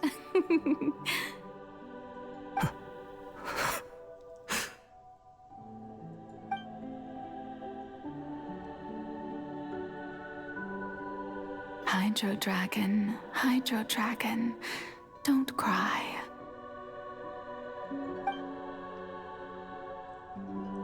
I must say, had it been within She's being my the true meaning of rights, justice, returning what was stolen from the dragon. I would have loved to judge the heavenly principles themselves. Were they not guilty of essentially the same crime? Egeria stole the power of the primordial sea, and the heavenly principles stole the power you ancient dragons possessed. Yeah. I, for my part, am the god of justice. And is it not just that your original powers should be returned to you? Speaking of justice, it's like... I have always believed that justice lies in the process of pursuing human existence itself. It's like it's all so simple. Like, the story is so simple, too. Like, they told you from the get-go that this story is going to be about justice. And it always refers back to what is fair, what feels fair. So, if the theft of the primordial sea's might was Fontaine's original sin, then, leaving matters of procedural right and wrong aside, the descent of the Fontainians as humans and their right to exist in this world would be Fontaine's original justice. In other words, existence was Egeria's justice, and to me, justice is the continuation of that existence. Defying the prophecy and ensuring that Fontaine's people shall live on. That should be the justice enthroned over all others. At this point, we, whether it be myself or all other Fontainians, have shouldered the burden of this sin for far too long. Eudex Neuvillette, the highest judge in our land. When you regain your full power as an elemental sovereign, what verdict shall you pass upon us? Exactly. Like it's just like she can't exist if she's going to uphold justice. So when I was invited to the court of Fontaine to serve as Eudex, I see now that that was your idea too. At last, I now understand the true purpose behind this position. In the beginning, I was uninterested in human existence. But these 5 centuries of living alongside them have gradually brought about mutual understanding between us. And I have even attempted to feel as they feel. You are a devious one, Focalors. Things being as they are, surely you know that I could never declare them to be guilty.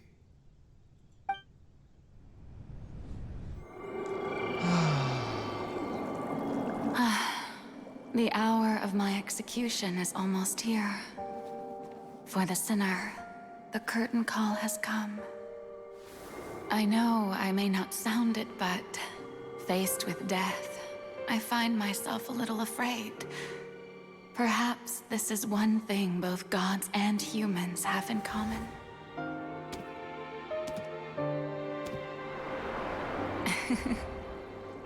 Farewell, Neuvillette. I hope you've enjoyed the part you played these 500 years.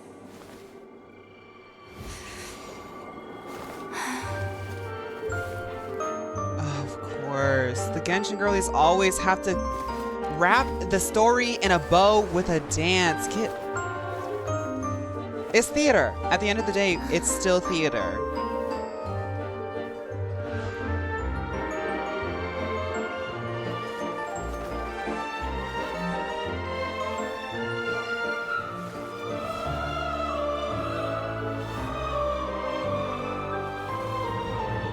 Is this the music that played at the beginning of the quest?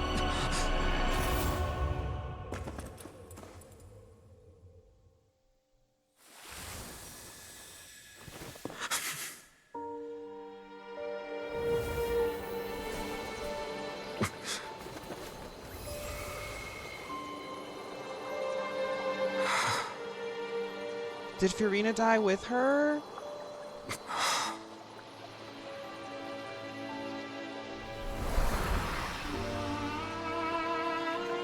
Wait. Okay.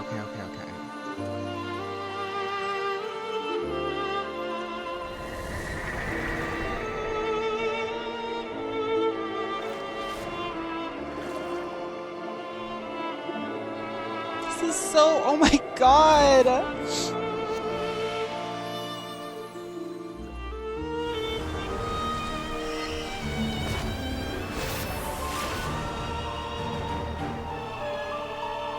And Neuvillette's crying.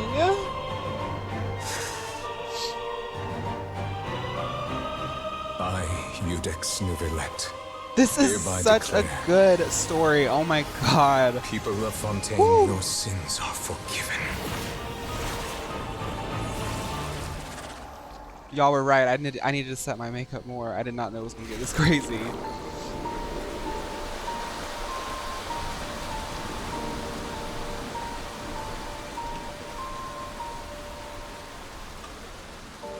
Oh, they mixing all of the themes in a reprise. Oh my goodness. I'm telling you, this is high theater. Some of the girls don't get it, but this is high theater. Like, I studied this in college. I know high theater when I see it.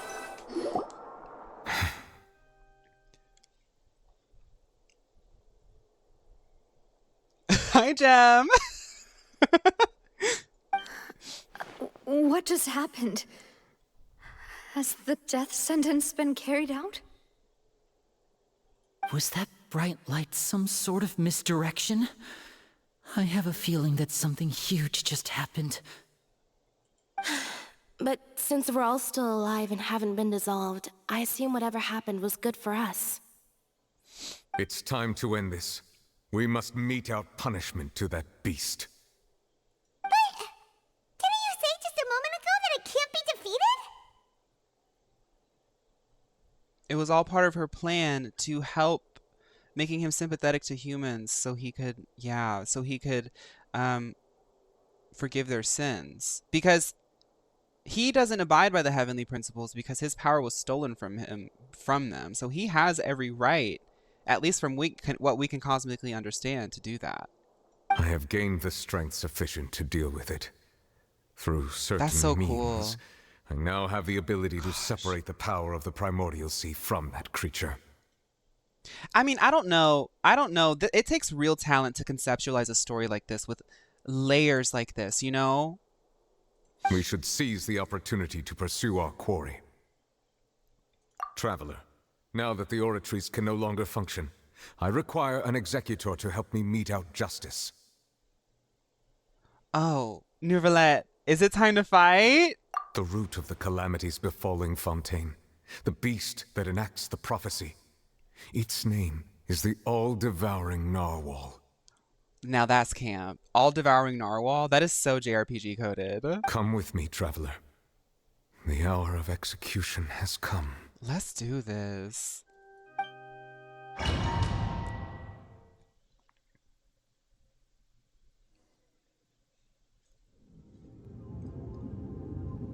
Is that... Y'all saw the Geo Archon ready to get things done, right? Y'all saw that Geo Archon, right?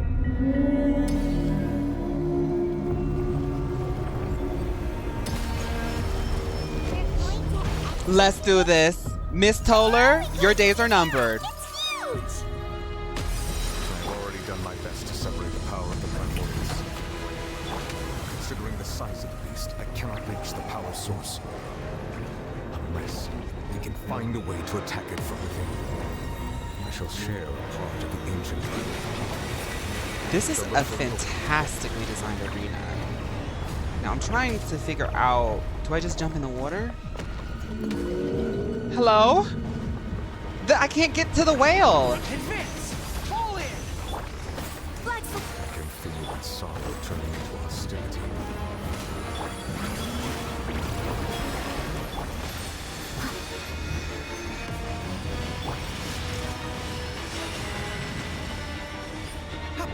Attack it every time you see it? Okay. Oh, attack this? Charge! Destroy the eye of the maelstrom. Okay. Narwhal cannot resist its instinct to devour. Continue to trigger its hostility. Chance will present itself. Okay, I see.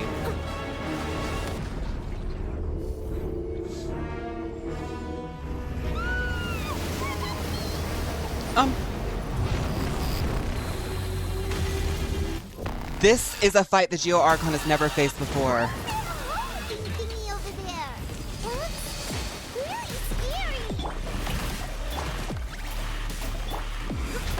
Okay, music. I'm feeling like very immersed. As a dutiful maid would. Let's clean up. I have granted you my protection. Do not Use the Numa or Usha to destroy and interrupt the shadow. from within.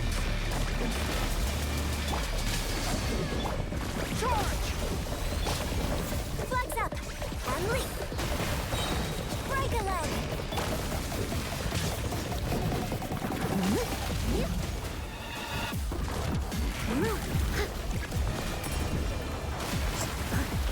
I hope I'm using it, girl. Fall in!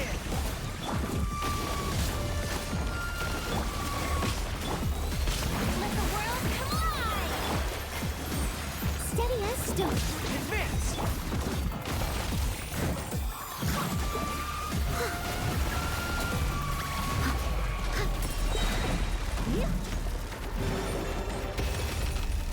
The effects, girl.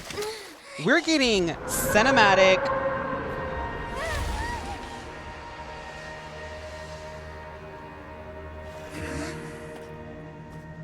Thank you, Jem.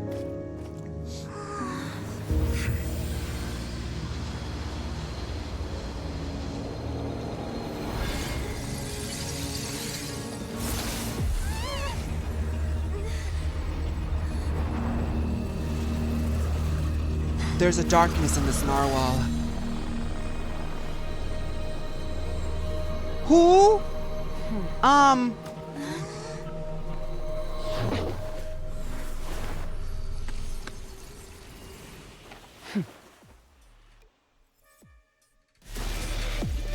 No, because why is she Thanks copying for my helping makeup? with the cleanup. It should have been my job, but oh well. I don't know who you are, girl, but have you been following me? Because I've done this look before. I've definitely done this look before, right? It was just supposed to be a short private training session for me. I didn't think that my disciple and my master's pet would start brawling in the meantime. Her master's pet? Well, actually, I had a feeling that it would happen at some point, but they bumped into one another earlier than I thought. What a blunder. I suppose I'll have to swing my sword 3 million times as penance. So, your master's pet, tell me who you mess around with that has a cosmic narwhal that eats people's entire nations and souls in water. That power. Who are you exactly? 2014 Galaxy leggings. Well, she did copy my outfit. I didn't say when I did the outfit. Paimon has an idea. From what she said earlier, she must be Child's master. Skirk, right? Now, Paimon, this is the thing about Paimon, is she has an encyclopedic knowledge of the ongoings of Tabat, but she also doesn't at the same time. It's just that he gave us the impression that she was the less talkative person. I simply did not have anything to say to the weak. But you, on the other hand, managed to defeat the all-devouring narwhal without using power from beyond this world. You guys don't have to tell me she's MLO. I could tell she was MLO. I told you she copied my outfit. Copied. Keyword copied. She doesn't have the original outfit made by Mio. So you may speak to me as equals. So who has this narwhal as a pet? Why did they choose narwhal? They could have chosen like dark dragon. They could have chosen like beast, dog, like something more typical. Why narwhal? I have to agree. It's a strange use of a planet's primordial waters just to raise an all-devouring narwhal. Right. That kind of power is wasted on it. It's not cooperative. It eats too much. And I have more important things to do with my time than pet sitting. Same, The girl. only thing that creature has going for it is its looks. She's a Capricorn. All in all, it fails as a pet. Miss Skirk? I think you might have missed Jam. The point being? Well, being that this pet almost destroyed an entire nation. So what sort of person is your master? Well, Child's master's master. I want you guys to get into... I love when video games do this because what people... Okay, so to create this effect is really interesting because back in like the Silent Hill days, I feel like the PS2 was the first era to incorporate effects like this where a 3D model has an image imprinted on it that also animates. It actually is like, from what I understand, they did this like with mirrors. To reflect a character in a mirror, you actually don't create a surface that actually has a reflection. The mirror itself is like an image that is reversing. And I love, Final Fantasy XIV does this too. I love when like it plays with dimension. Like it looks as though she has a universe within that leg model. I don't know how they managed to do that, but that is so cool. Oh, right. Hi, Cranky. So you don't know him. Sorry, I assumed you did. His name is Sertologi.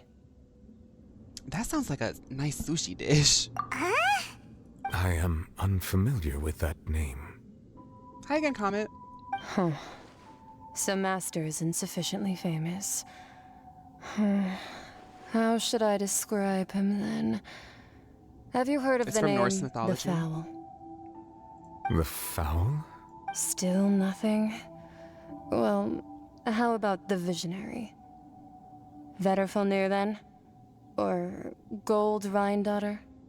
I love that they're using mixed mythologies in this game. At this point, like it's quite obvious that they mix so many different mythologies, but I'm a big believer that all of these like tales that we've had in human history, even though they come from different cultures and stuff like that, I do think that there's like one like a certain focal point. But I think as humans, we're intrinsically not supposed to know, or we're supposed to figure it out, and it's going to take us a long time to figure it out. I feel like that might be part of like our destiny, you know? That one we've heard. Rhine Doctor's part of the Hexen Circle. She's Albedo's mom, right? Skirk isn't directly affiliated with MLO, rather she represents an even more insidious organization who holds a majority share in MLO. As an investor, she sets the direction for all of MLO's plots and operations, which means one thing, there are bigger fish to fry than MLO. Oh my goodness. Oh, so you do know that name. To Okay, be so honest, there's some I Albedo also references heard all here of that I'm those missing. names and Okay. titles from my master. I don't actually know them either. But I suppose you understand now, yes? My master is likely a similar sort to Rhindaughter. They are both pursuing some form of perfection. Wait! Didn't you also mention a visionary person? Paimon didn't quite catch their name. Actually, never mind that. I believe it expedient to inform you. Skirk is using Mio outfits as we can tell. She's just not a Mio girl. Oh. She bought them from a second hand. That the all-devouring narwhal used up nearly all its strength fighting you. Such roiling hydro energies will prove difficult for the planet's deep seas to digest. That means that she stole that means that somebody, because everyone knows that Mio gowns are intrinsically linked to the wearer. So something weird's going on. As such, the fontaine back on the surface has most likely been thrown into chaos. In other words, the prophecy that you've been fretting over should now be in full swing. What? It is natural, after all. The prophecy will surely come true. We knew this and accepted it. However... Not to worry. Focalor has already managed to deceive the heavenly principles. In the end, the people will all be dissolved into the waters, and only Furina will remain, weeping on her throne. Do you guys remember when I reacted to her demo and I knew that there was something going on? It feels so full circle to be on my highest stream, highest viewed stream, watching this part. The people of Fontaine be washed away.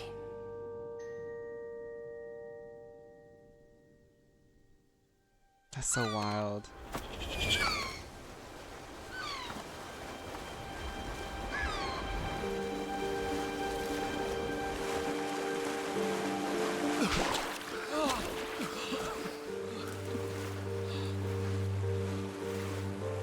Hey! Help! Over here! Of course Navia is on top of it. Neo rescue by Navia! Navia is one of the most iconic Mio girls. I don't care what you say, she's one of the most iconic Mio girls. That big lace bow? Mio rescue.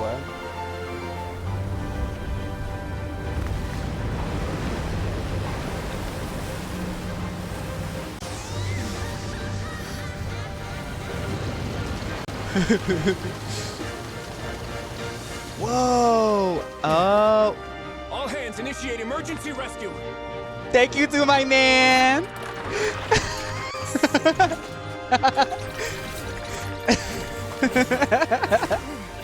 Hurry!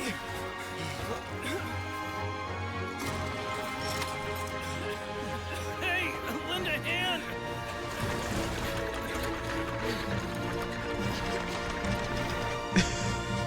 All the girlies trying to get on the ship.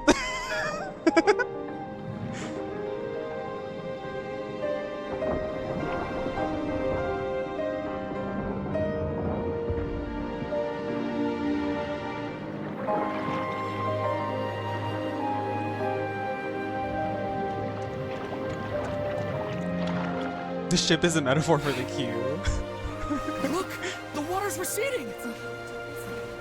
Chlorine's gonna say something about hunting.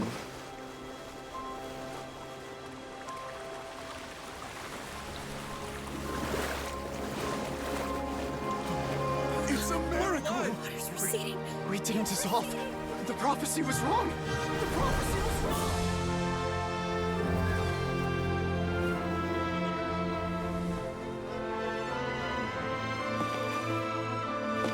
I'm so happy that Furina gets to like she's getting a reward for all that she like went through. Oh my god. We're safe. The prophecy was wrong.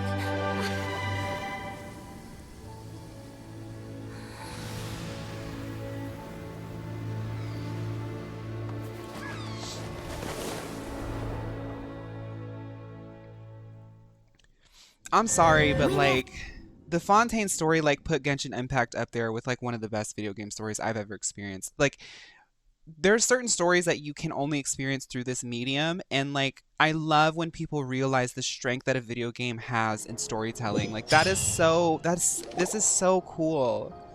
The Soil Renewed! The Furina di Rasula talks post-disaster rebuilding.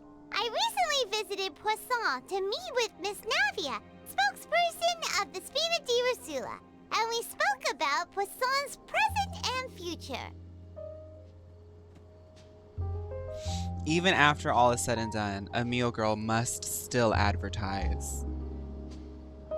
Old soil can still give birth to new bloom, Miss Navia stated. Soil by Mio. It's like seeing a small cookie when you're starving late at night. You just need a little of it. Good night, Koban. Thank you for hanging out with me. Skyship Winglet, Booner Brain of the Fontaine Research Institute. Now that Funtime Complex has finally opened, it's time to start selling all of the products that we've been discussing and collaborating with. We've been collaborating with Rio on SS Mio. We've been collaborating with Navia on Soil by Mio. The various disputes that have arisen on account of Mr. Edwin have suddenly become a shield over the Institute, with Jurier turning out to be a once overlooked hidden gem. People always call the first researcher mad, but few know what to call the second. And should that latter person achieve a miracle, they would find it all the harder to find a word with which to classify him and his team. Wow! Paimon barely recognizes the people in the reports. Are those really Jurier and Navia? They sound like real big shots. What do you think? Pretty enthralling, huh? The Steambird's idea was pretty simple. Thank you, Moth. With the disaster just having passed, we would print a free edition packed to the margins with good news to calm people down. The value for these big scoops lies in their inevitable follow-ups. We'll publish further reports and go into the stories behind those people. Edwin's assistant, Jurier, created a true flying ship, while Navia is leading people in the reconstruction of their home. I'm sure that these stories could draw even your well-traveled eye. Chia, I'm gonna upload this as soon as I can, so don't worry. Paimon's curious too! Wait a minute. Where's the link? Watch everything happen from start to finish. What's there to be curious about? Yeah, just like Paimon said. Thank you, Breb. Thank you, Breb. Thank you so much. I don't know if you guys noticed, but Focalor was the link. I'm sorry, I thought that y'all put that together. Maybe I should have done some more yapping on the metaphors and everything, but Focalor was the link. So. And that's exactly why I'd like you to come conduct interviews with me. You're the best incubators of news, if you haven't noticed. And also, I'm free. I'm finally. Are you sure? Hasn't he turned you down several times already? Oh, this time will be different. Come on, let's head to Poisson first, and then make a trip to the fortress. There are some things you'll only know when you get there. Just another religious reference. Riesli made an ark to save people from the flood. Yeah, I clocked that one. Yeah.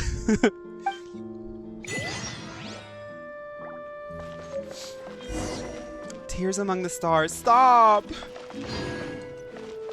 Let's go to Poisson. We might as well just finish this up, right?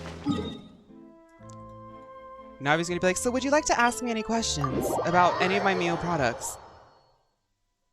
I hope the link enjoyed the part it played these 500 years.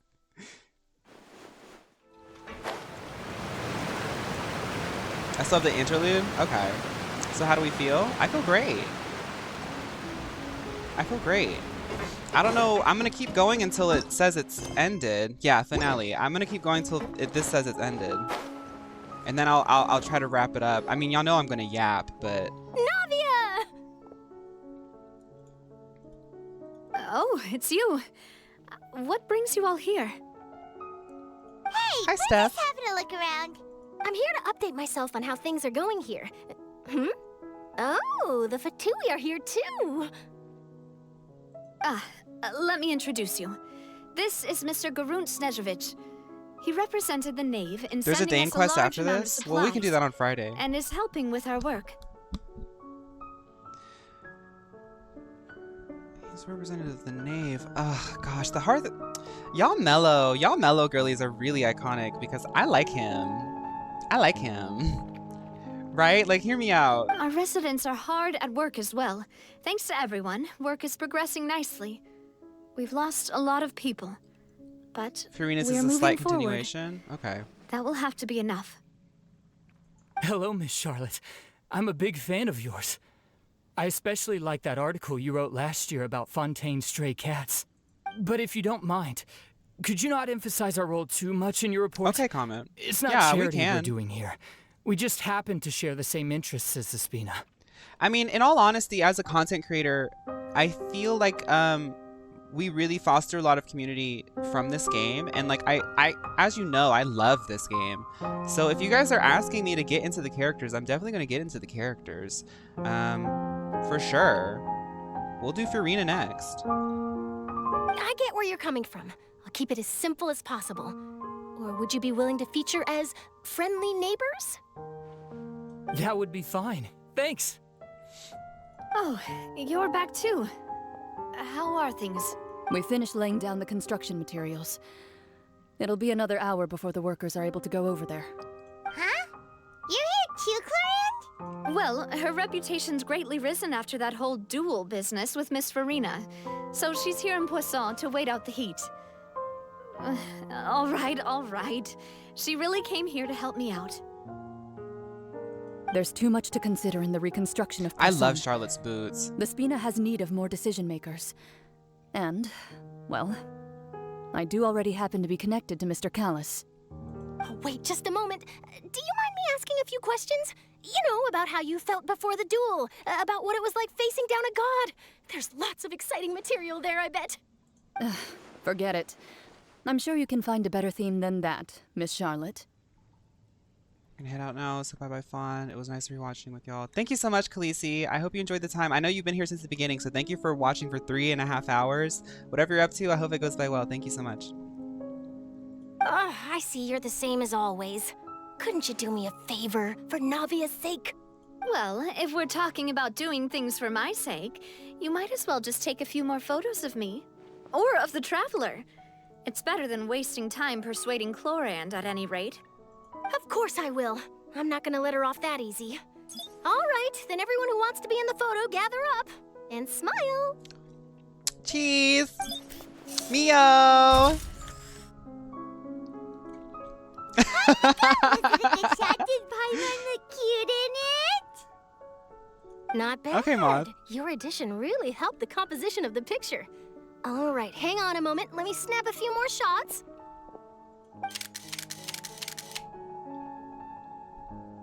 All right, that should do it. I'll be back here later anyway, so Everybody say Mio! You're very quick. Speed is of the essence when it comes to the news, and freshness is the key. Content creation, too. Also, not to brag, but I'm pretty Maybe that's good why at I like building her. connections. Who knows? I might eventually get that interview with you after all, Miss Chlorand. I want to give a shout out to all the Genshin girlies like myself and like the 70 others, all convincing we did to Fawn to play Genshin, and honestly it paid off. It really did. Y'all remember me at first? I was like, who's that? Who's that? Oh, Genshin, that gambling game, blah, blah, blah, blah, blah. And now look at me crying. Wow, you really do have that never say die spirit. I'm impressed. I was a Genshin hater. I was. I'll hazard a And I guess ate that my this is how you words. got that interview at the Fortress of Maripede. Whoa, you're well informed. Let me make a guess too. I asked Sijuin, who told Monsieur Nervillette, and he told you, right? That's a very complete Crying because of the blue information hair chain. lady. In truth, all Monsieur Neuvillette asked me was, when did the fortress become so friendly towards the media? I told him that it was best not to speak too soon. There's no guarantee that Ridsley will make a personal appearance.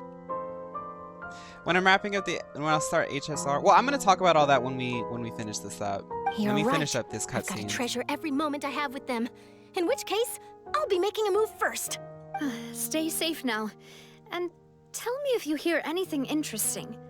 I'll treat you to afternoon tea in exchange. Okay, we gotta resolve with like all the 15,000 characters in this epic of an opera. Girl, this is like, I love this. I love a story that just like has winding narratives that just, but what it is like it all wraps up. Talk to Navia. Ooh.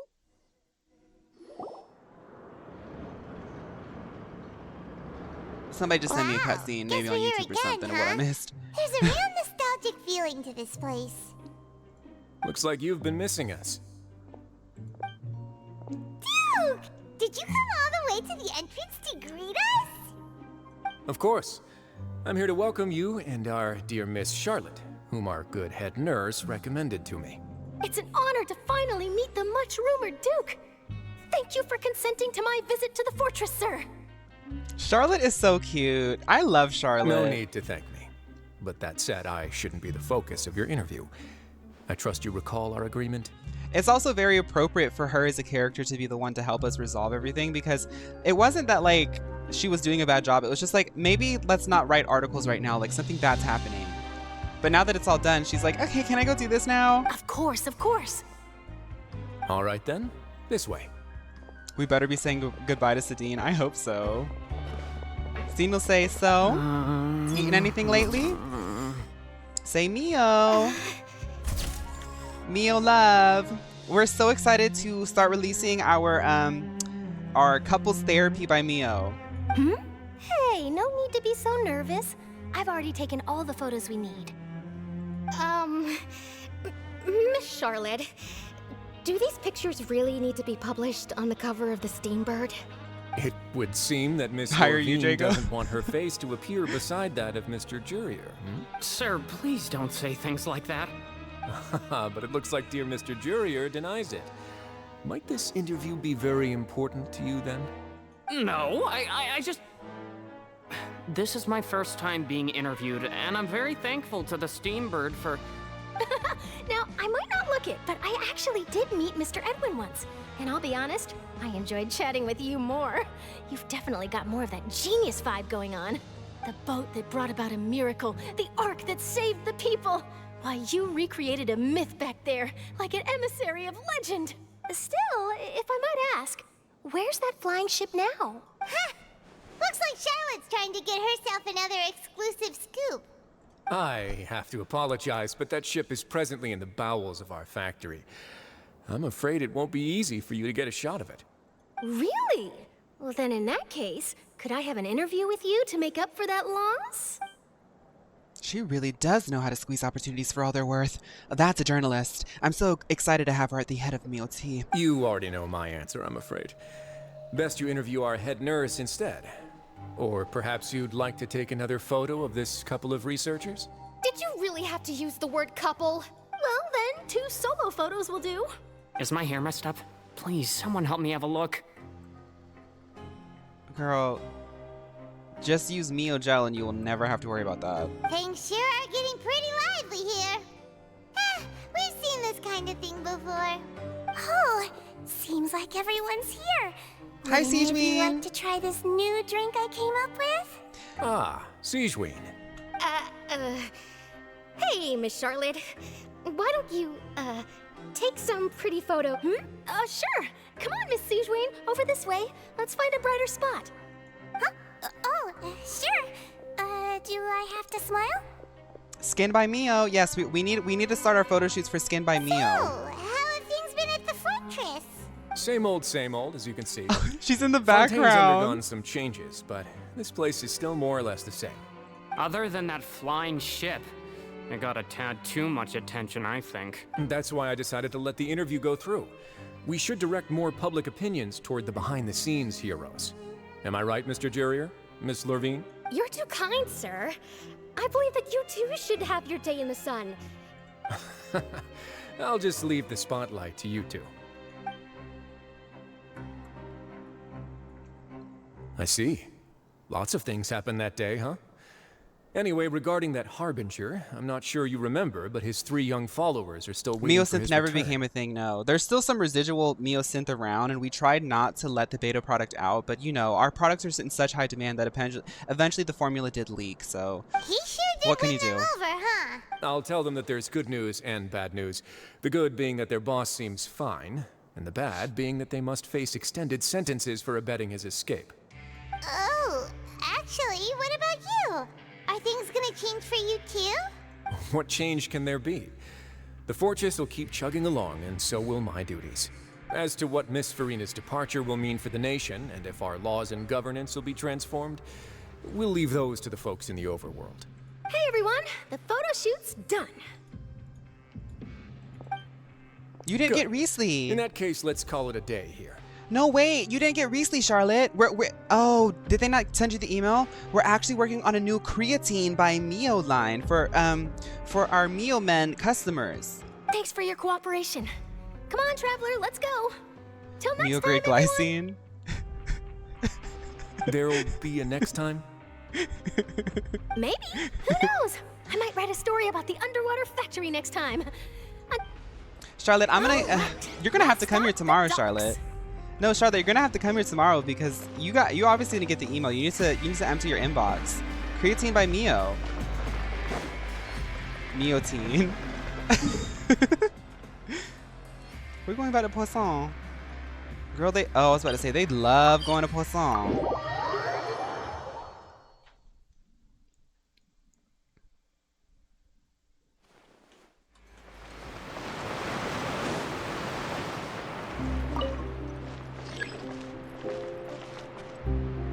I need to unlock the map.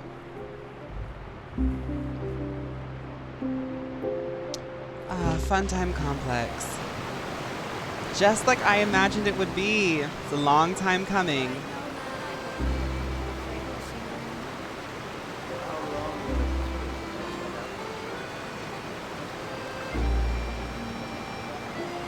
I did call the lift.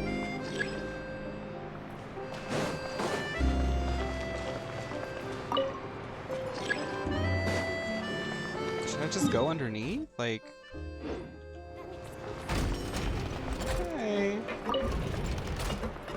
Jump down. Oh, too late. You know, the verticality of this zone kind of confuses me, so I just trust the elevators. Do you guys not remember the first day I walked into Fontaine? Oh, I was so naive back then. Y'all were so right. This story really popped off. Like, popped off. If only I knew what I know now. Imagine the elevator stopping halfway down. I would scream. And no one would hear me.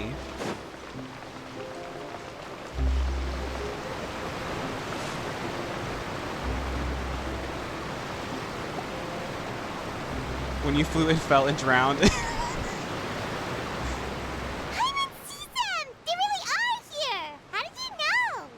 Navia mentioned that she stayed in touch with Linny and the others after working together. Apparently, they've been at the docks distributing these strange pockets the whole time since. Hi, CMB.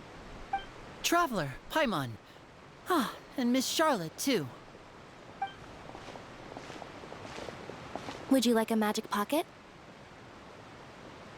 Okay. What sort of gadget is it? It's a wondrous bag that can be used to carry many things. The water level has returned to normal, but if you see any of your things floating around, you can use this to carry them.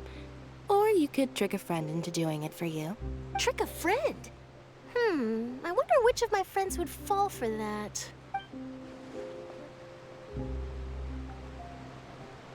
You could just make a friend like Fremine here. Isn't that right, Fremine? Oh, CMB, girl. CMB, it turned into like a Final Fantasy moment where one thing led to another and then all the dominoes fell and it was lore, lore, lore, lore, lore, lore, lore. Yes, sire, this is the end of the story. I think I'm a new player, but I do upload my VODs on my channel, Fawn VODs. And I also publish the VODs on the Twitch too. So if you like reactions and stuff like that, I do get into it. Is this what you meant by, I'll help you make some more friends? To be honest, that sounds pretty sweet. Could I have your contact, please?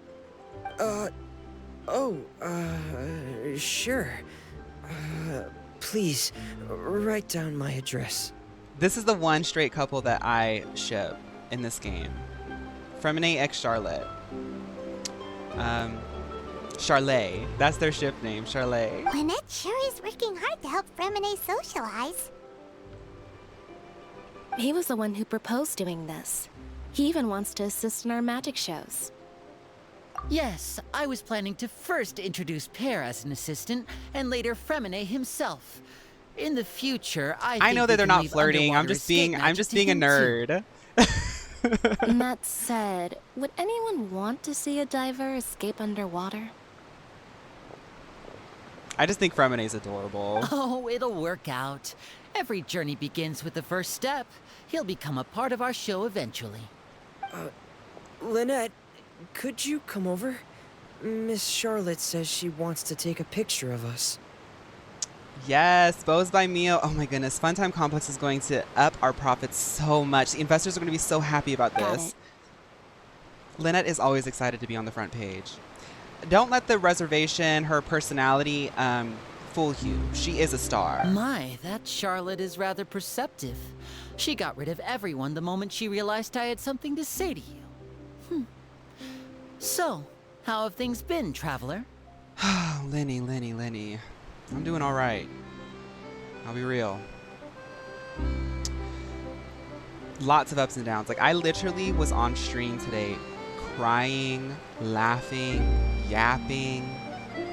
It's just,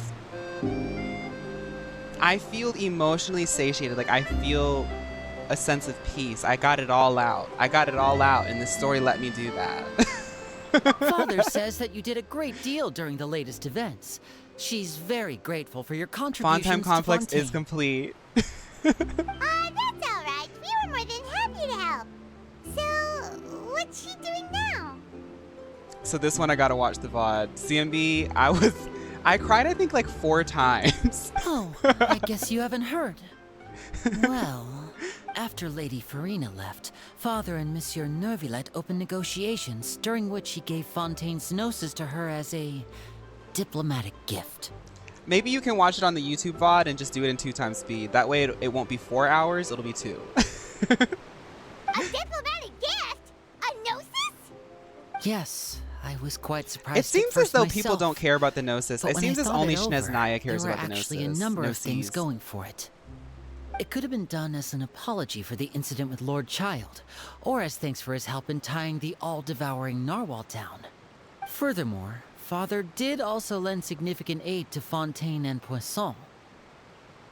I'm gonna have to get my boyfriend on this little free-to-play game called Genshin Impact. I told him about everything, and he was really into it because we both used to dog it, but he likes games the same way that I do. He's way more into like meta and numbers, but that's just how his brain is. So like when I told him about the systems and the combat systems, he was super into it, but he also loves a good narrative. Like he loves Final Fantasy XIV story. He loves high fantasy and stuff like that. But I told him, and I was like, you know what? If you need to know anything about this game, please let me know, because he's not good with like, he's very, very responsible, but I don't want him, I'm protecting the man that I love by not letting him wail on characters, because I know that he will. And I'm not letting him. That's true, but this is a gnosis we're talking about. Doesn't this seem a bit irresponsible? I would agree, but I've also heard that it seems that Monsieur Neuvillette has had a significant change of heart regarding the matter. He literally I told him about the gachapon system, and I told him about the pity system and everything, and he was like, oh no, I can't touch that. So there's some reason for this that only Neuvillette knows about? I suspect you'll have to ask him about that yourself. Ah, yes, speaking of which, I did see him strolling around the entrance to the Fortress of Meripede a while back. No, Nova, I do yap to my man about it. Isn't he real busy and stuff? Paimon didn't think he'd have the time for that. I also yap about you guys. I'm like, well, I had all these people watching, and it was really cool. But back to the topic. The gnosis was given to the knave, right? What about Child? They say that he's returned to Snezhnaya to recover from his wounds. I hear that the recent disaster really did a number on his health. That's true. When you think about it, we've had loads of run-ins with the Fatui. To think we'd be allied with them this time. So shocked by such a simple switching of sides? Now, who's this coming in here like that? Oh, it's the naval guy. Father! Well, well, what do you know? Come to the docks to see how my children are doing and meet the traveler by chance. Please do not pay my accomplishments in Fontaine too much mind. I would have done them regardless. Are you going to take the Gnosis back to Snezhnaya? That is our duty as harbingers, yes. Don't be too preoccupied with sides. The goal of the Fatui concerns not a single place or person, but the entire world. With such a grand goal in mind, it is inevitable that we must wear many masks. Switching my masks is something I've always done. Well, that depends on many things. No one truly knows what I think it's future interesting that they said masks What instead of good is hats. honesty if you can't rely on it forever? It insinuates that they're wearing different faces for like communication. As for you, I very much look forward to our next collaboration. Good things cannot be achieved alone, and you've proved yourselves to be great partners. I just remember something. A vision. Oh, right. All right. I'll remember to return it. Thank you for keeping it safe for him this entire time. The moral of Fontaine's story is since you fight inside of the whale, you should fight your own impulses to whale. Oh. And that's a wrap for me. Huh? You're... Greetings, Miss Journalist. Charlotte is surprised to see an MLO girly in front of us. Hello. If I'm not mistaken, there are diplomatic channels I'll need to report to take a photo of you. That is correct. So forgive me, but I will not be able to serve as a subject in your article. However, feel free to write as much as you'd like about our dear magicians and our upcoming rookie talent. I will. Okay, Ellie, enjoy your dinner. The sea breeze is quite pleasant. Thank you for hanging out. I shall continue my walk while the weather remains so agreeable. I'm gonna go on a walk Farewell. too today. I still got some sunlight. Farewell, Father. I'm gonna walk just like her too. I'm gonna put on some heels and do my walk. Oh, she has such an intimidating presence. I didn't even dare to take a picture. Thankfully, I've already wrapped up all my pre-scheduled interviews. Thank you all. This'll be more than enough for me to write about, I'm sure. Don't be too nervous. Why don't you take a magic pocket before you go? Here, They traveler, are so climb on. obsessed with You these take one too. pockets. Girl, did Mio tell y'all that? Did Mio tell you that she was going to sell them? Or are you trying to get us to sell them? Magic pockets by Mio. Girl. To move things about? Oh, wait, they're mellow. Never mind. That's right. They are Funny. so obsessed with their magic I pockets. was giving out magic pockets when we first met too. And what do you know? I'm doing the exact same thing right now. A Furina team for So battle many date? things have happened, but the pockets are still the pockets. I guess this must be life. We will all follow our own paths, and serendipity will lead you to your fated friends. All right then. We'll be handing out pockets in some other districts later, so we'll get going now. Have a good day, you two. It's really crazy. I wish you guys luck as Mellow Boutique. I know that you're destined to fail. I mean, we were just talking about fate a couple hours ago.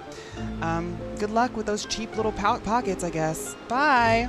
Well, guess we sent Charlotte. Violent Happy. Welcome to chat. Thank you. That's so sweet. Not so busy that I hope he you're having a good forgot to one. chat anyway.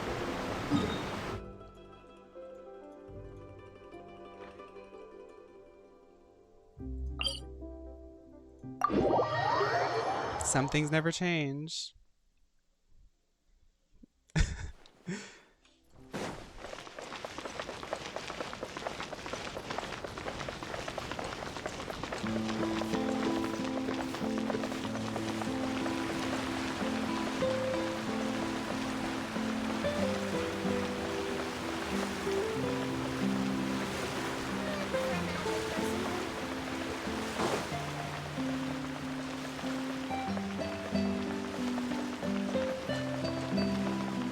Thank you so much, Happy. I'm posting I'm going to be editing and posting a tier list for the ghost types on YouTube today.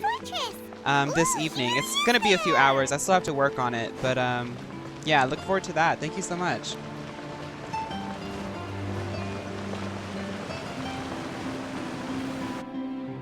I'm also going to be posting some TikToks too. I think. I don't know. I don't know if I had any TikToks planned today. I gotta check my list. So, you really are here, Neuvillette. Paimon didn't think you were going to have free time this hour of the day. Really?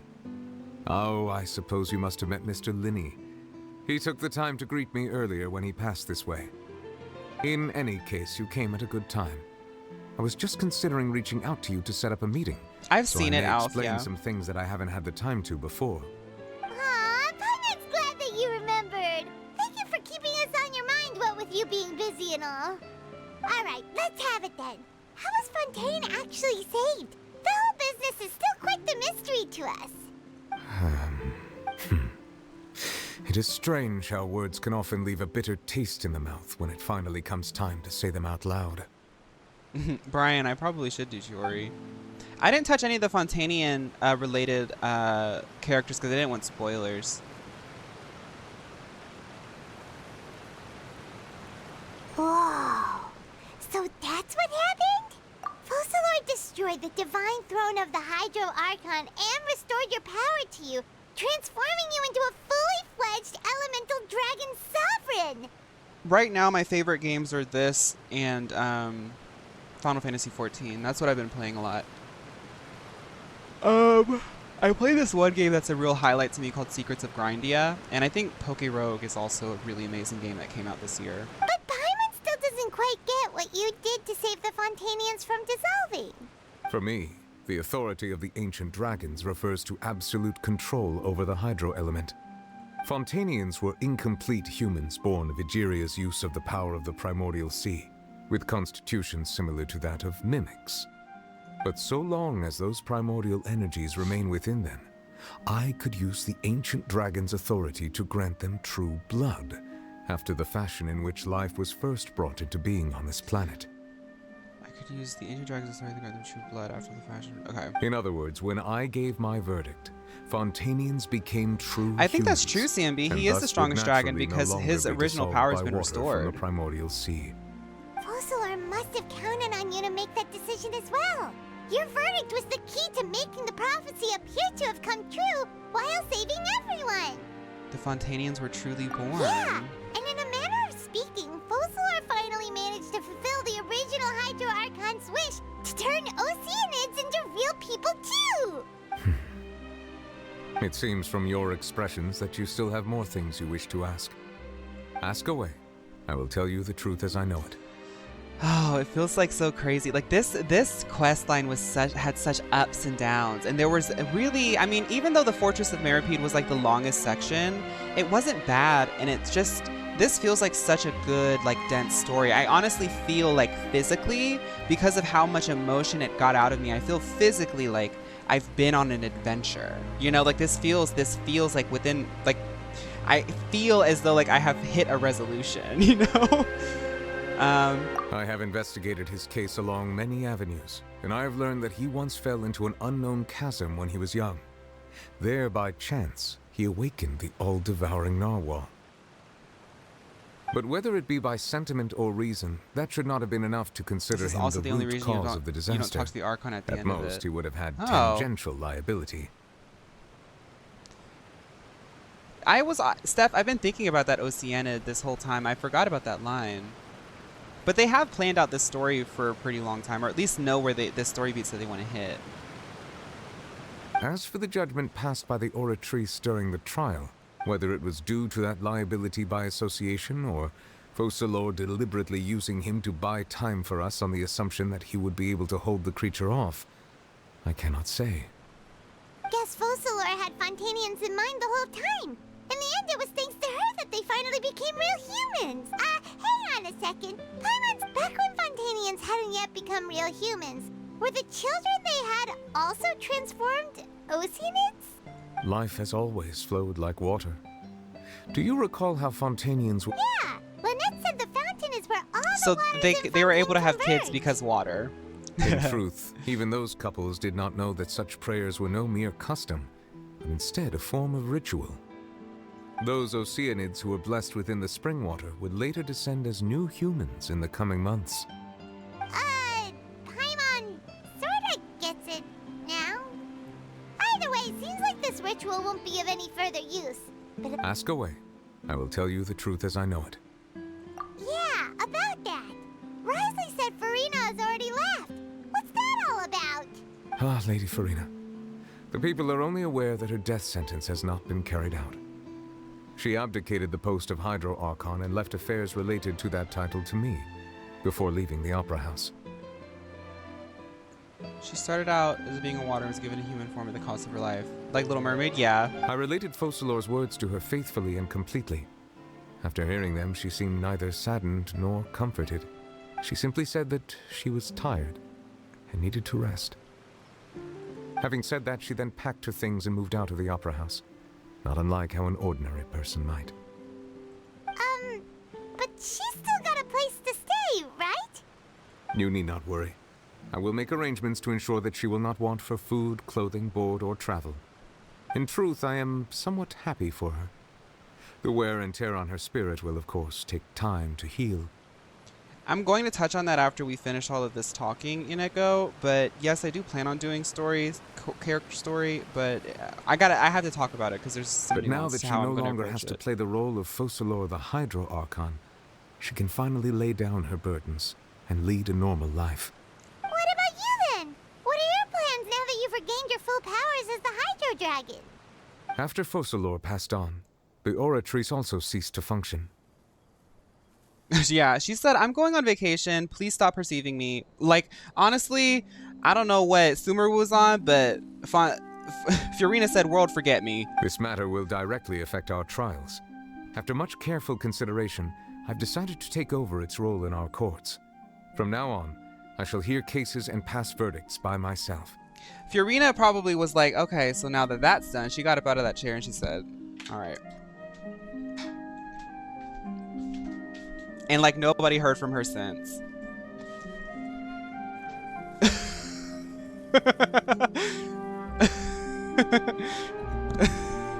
Looks like you're still considering stuff from the perspective of the Udex, huh?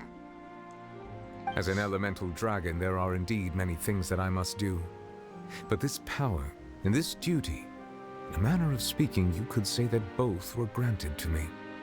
As such, before I attend to my other responsibilities, I must first and foremost continue to serve Fontaine as its highest judge.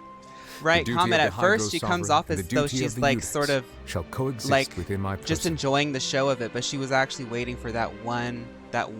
Additionally, the Hydro Archon's departure has brought about another problem, which is that the Opera House shall no longer produce indemnitium. That's true. That power was derived from the people's faith in the Hydro Archon was... Wait, but the various mechs and machines in the city are all still... As I am now, I have full command over New Musia, and it can serve as a complete substitute. Wow. New This ancient dragon's Musia. authority stuff is really quite useful, huh? Yeah, the dragons are really powerful when they have all their stuff. Ask away. I will tell you the truth as I know it. Fontaine's Gnosis. Oh, that's right! They say you've given it... Leaving aside their intentionality, their sole remaining goal in Fontaine, at least at this point, would seem to be the Gnosis. The Oratrice has ceased to function. The Hydro Archon's divine throne is now no more, and I Is that do a not Xenoblade need the reference? Gnosis's power. As such, it has lost all meaning for Fontaine. If the Fatui have impure designs, then we might as well accede to their request now, and avoid unnecessary conflict. What complicated considerations. Paimon So thought you were interesting how they're giving just it to collecting them out of Gnosis after gratitude. Gnosis. Ask away. I will tell you the truth as I know it. You will soon be heading to Natlan, I presume.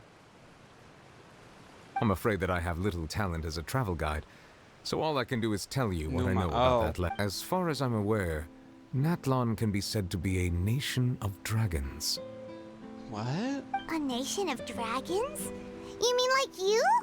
No, I suspect that I would not find myself welcome there. Unlike ancient dragons such as myself, the dragons of Natlan have undergone long years of development and evolution. Large numbers of them have entered a form of coexistence with humanity. Heaven's Word. Heaven's Word reference. Heaven's Word. That's Heaven's Word. Well, kinda, sorta. Natlan is also the nation of war. War ravages those lands like an undying flame. There is one other piece of information I got incidentally from my negotiations with the Knave that I believe may be useful to you. The harbinger known as the Captain has thrown his hat into the endless ring of war. We kind of are getting mounts because you can transform into those animals, it seems, in the overworld. The Captain. Sounds like a real tough customer. Seriously, everywhere you look, there's a Fatui Harbinger doing their thing.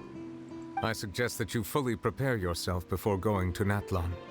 In the meantime, Fontaine's doors will always be open to you.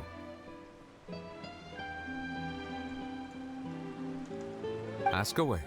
I will tell you the truth as I know it. Hang on a sec. Paimon's still got a... When we spoke to Linny earlier, he mentioned that your attitude towards giving away the Gnosis had clearly changed. We guessed that there might be some reason for it that only you were aware of.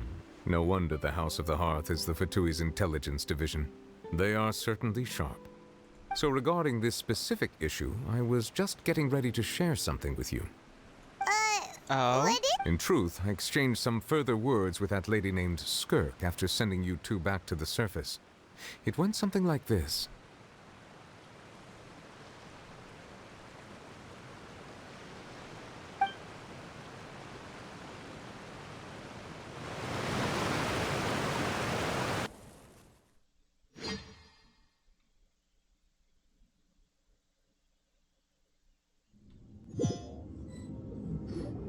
Well, we're going to head topside to see what's going on. You hurry over soon as well, all right, Nervalet? I love when he does What that. next? We're not sure what Harbinger ranking the captain is. It's theorized to be #1. Ooh. How many more nations are The left, including all-devouring Natlan, narwhal right? isn't here, So we have Natlan, and so then I'm how no many longer more getting after any that? interference. I can finally catch the scent of your power. 2?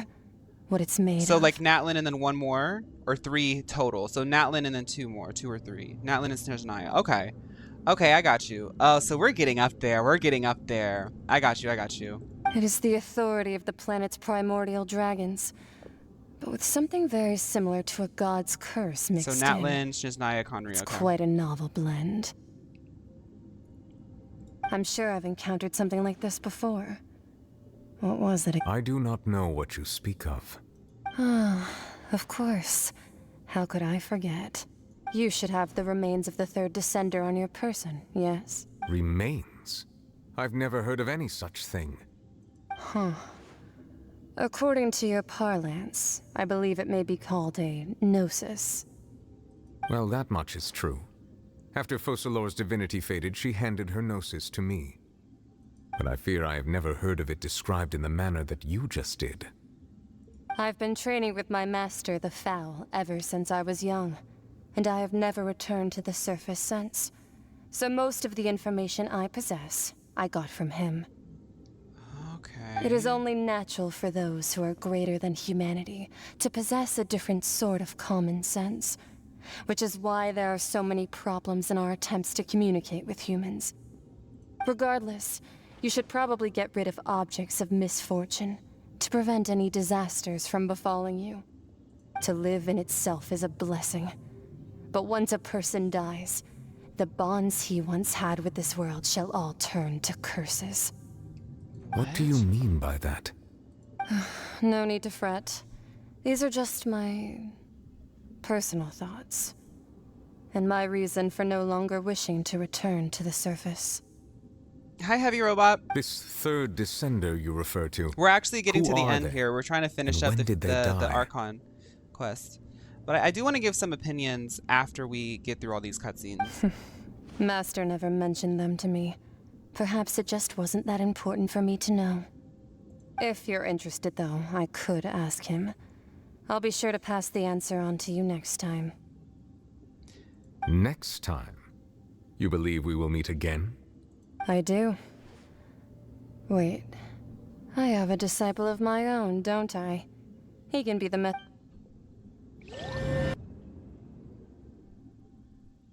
Poor child. Well, not poor child. Child is messy, but like, I wonder like if there's something a little bit underneath him, because he is kind of That's associated with a what lot she of told powerful me. people, and I would be Whether very it would stressed if prove I was in useful his or not, situation. I wanted to pass that information on to you. Traveler's the 4th Descender? Oh, okay. I was like, 3rd Descender? Why are people freaking out about that? I don't know what that means. Remains of the 3rd Descender? So that's what the no-sees actually are. Paimon Wait, just so thought they I'm- looked like chess pieces. How could they be a person's remains? All the same, assuming that there was no misunderstanding or special metaphor at play, And she said that it would bring misfortune and that you should check it, which is why you if she speaks the truth, then I would simply be putting Fontaine at unnecessary risk by keeping it Oh, here. so the fans haven't actually theorized full. I figured it out. It's just theory. Okay. Descender. She mentioned one of them. I am the 4th Descender. Oh, never mind. I guess it's explicit. Like, y'all, I mean, I am trying my best to keep up with the lore, but I have, like, pretty much, like, crash coursed a lot of the story, so please pardon me if I have gaps in my knowledge, but I promise once I'm caught up, I am the type of person that goes in the wikis, but I like to experience these things spoiler-free. I had guessed that you might already be familiar with this concept, but I did not expect you to be There's one of them. lore? That means that the no-sees, which are exceedingly element compatible and can even enhance elemental abilities, do indeed Welcome to chat, come Artemis. from the 3rd Descender. I wonder, does your body also possess similar properties? Probably. Like, What if Paimon's my being able to gnosis? use elemental powers without a vision. That does What if sort of Paimon's my count as special vision? compatibility, right? No, let's not think about this stuff right now. It just feels creepy. Comparing the Traveler to the dead 3rd Descender and all. Miro Girl does not die easy, baby. That's what you say, but this topic's... Once Child recovers, let's get some more answers out of him. Or go look for his master and get the answers that way. I too believe it unwise to make too many blind guesses when information is lacking. The same is true of being at court. I think it's implied Descenders are inherently able to use elemental power, considering that the Archon gets their power from the Gnosis. All right.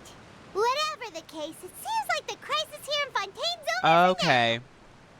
Yes. All of Focalor's efforts were for this moment as well. But she sacrificed herself in the end as a god, and she suffered through all those years as a human. Was that really what she wanted? I mean, Skirk, Danes, and Paimon all have that sort of galaxy, cosmic sort of look to them, so I assume that there's a link between all of it. I mean, obviously they're referencing the fact that there's going to be a link, I suppose but like... that would be the mystery of a god's will.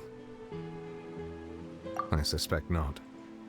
But once in a while, I too would guess that if wishes were like the clouds in the sky, they will one day return to the earth as raindrops. Life flows like water, and rain is the final answer. The water levels may sometimes tilt one way or another, but the rain falls fairly upon all. And what, ultimately, is the difference between the rains that fall Wishes, upon Lord. all of us?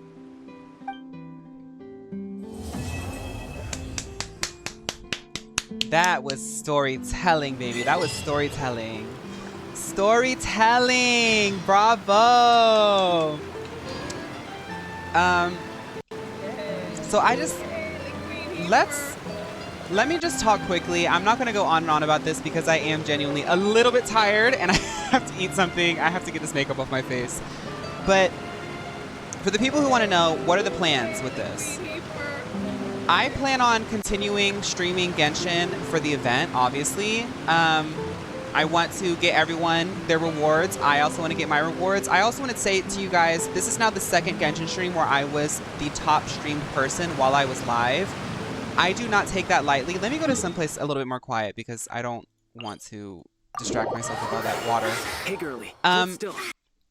As you guys know, giving me watch time and watching along with me and being here in this chat will accrue, and Hoyoverse will notice that, and I have a chance of getting an amount of money that could actually change my life. I know that to some people, the rewards, I mean, you can see what creators are able to get I know that some people, the rewards might not seem like a lot, but for someone like me, that would be a whole lot for me, and that would give me a sense of security. So I really appreciate everybody's support. I feel so lucky to be able to do stuff like this and like experience this stuff alongside people.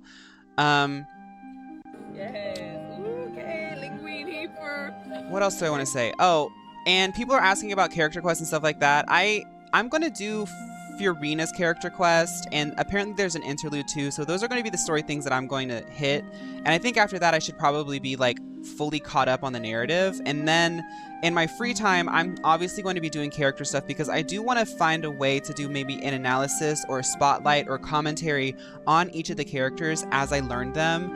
I know there's a lot, but I'm just going to go at it as much as I can, and I want to incorporate that on the YouTube because one thing that the YouTube people have taught me is that I need to be way more confident in my thoughts and just like let it flow instead of trying to hide behind editing and scripting. Like obviously I still incorporate that stuff in all my content, but that can't be the crux of it because it's unsustainable.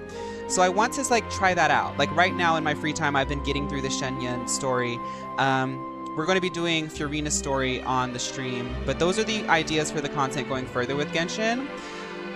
Honkai Star Rail will happen probably next month. By then we should be caught up.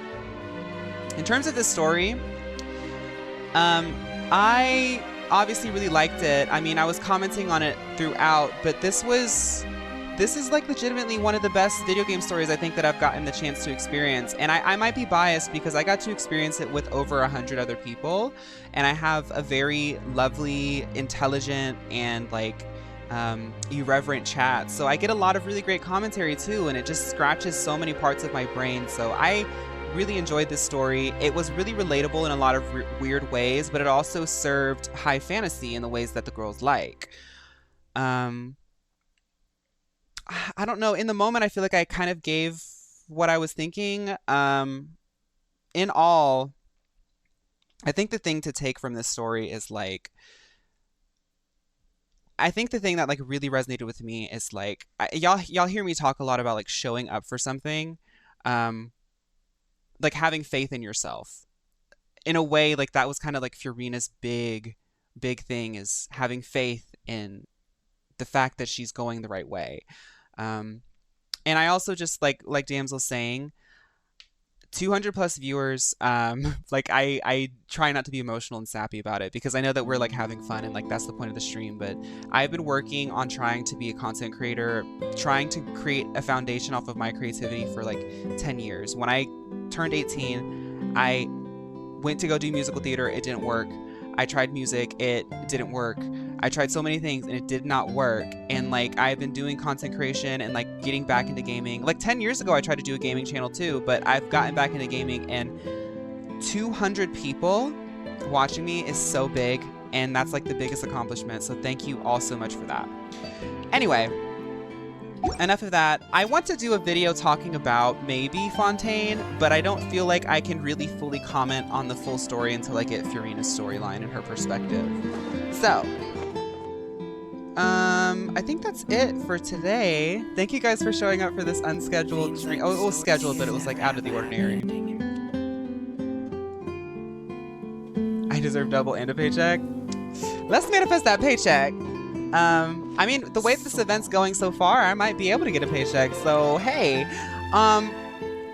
yeah, thank you all so much. I gotta get this makeup off, and I have to go take a nice little walk before the sun goes down.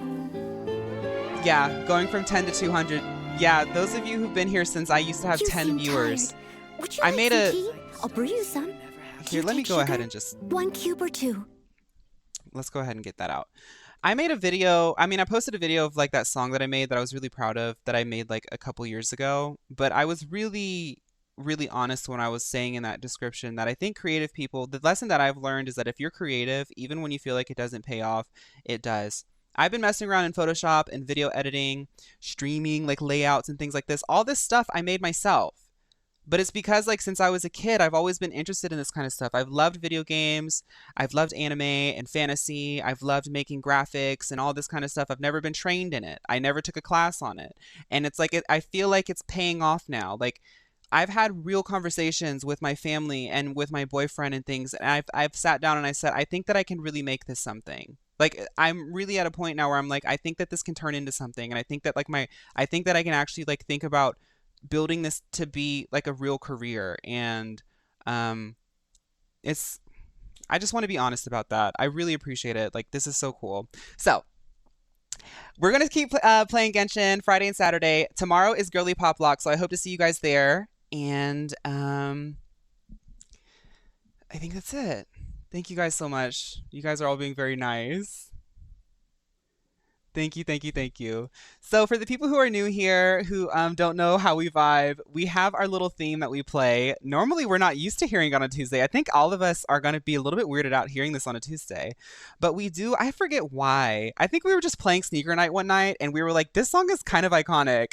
And now that's kind of like our closing theme. So let's say bye to everyone on YouTube, because I've been ending the stream. I've been ending the recording before I play the music. So everyone say bye to everyone on YouTube. We haven't been able to say bye to them, but the YouTube people are saying hi to you guys. So we need to keep the line open. So bye, YouTube. Thank you, YouTube. I hope you enjoyed this as well.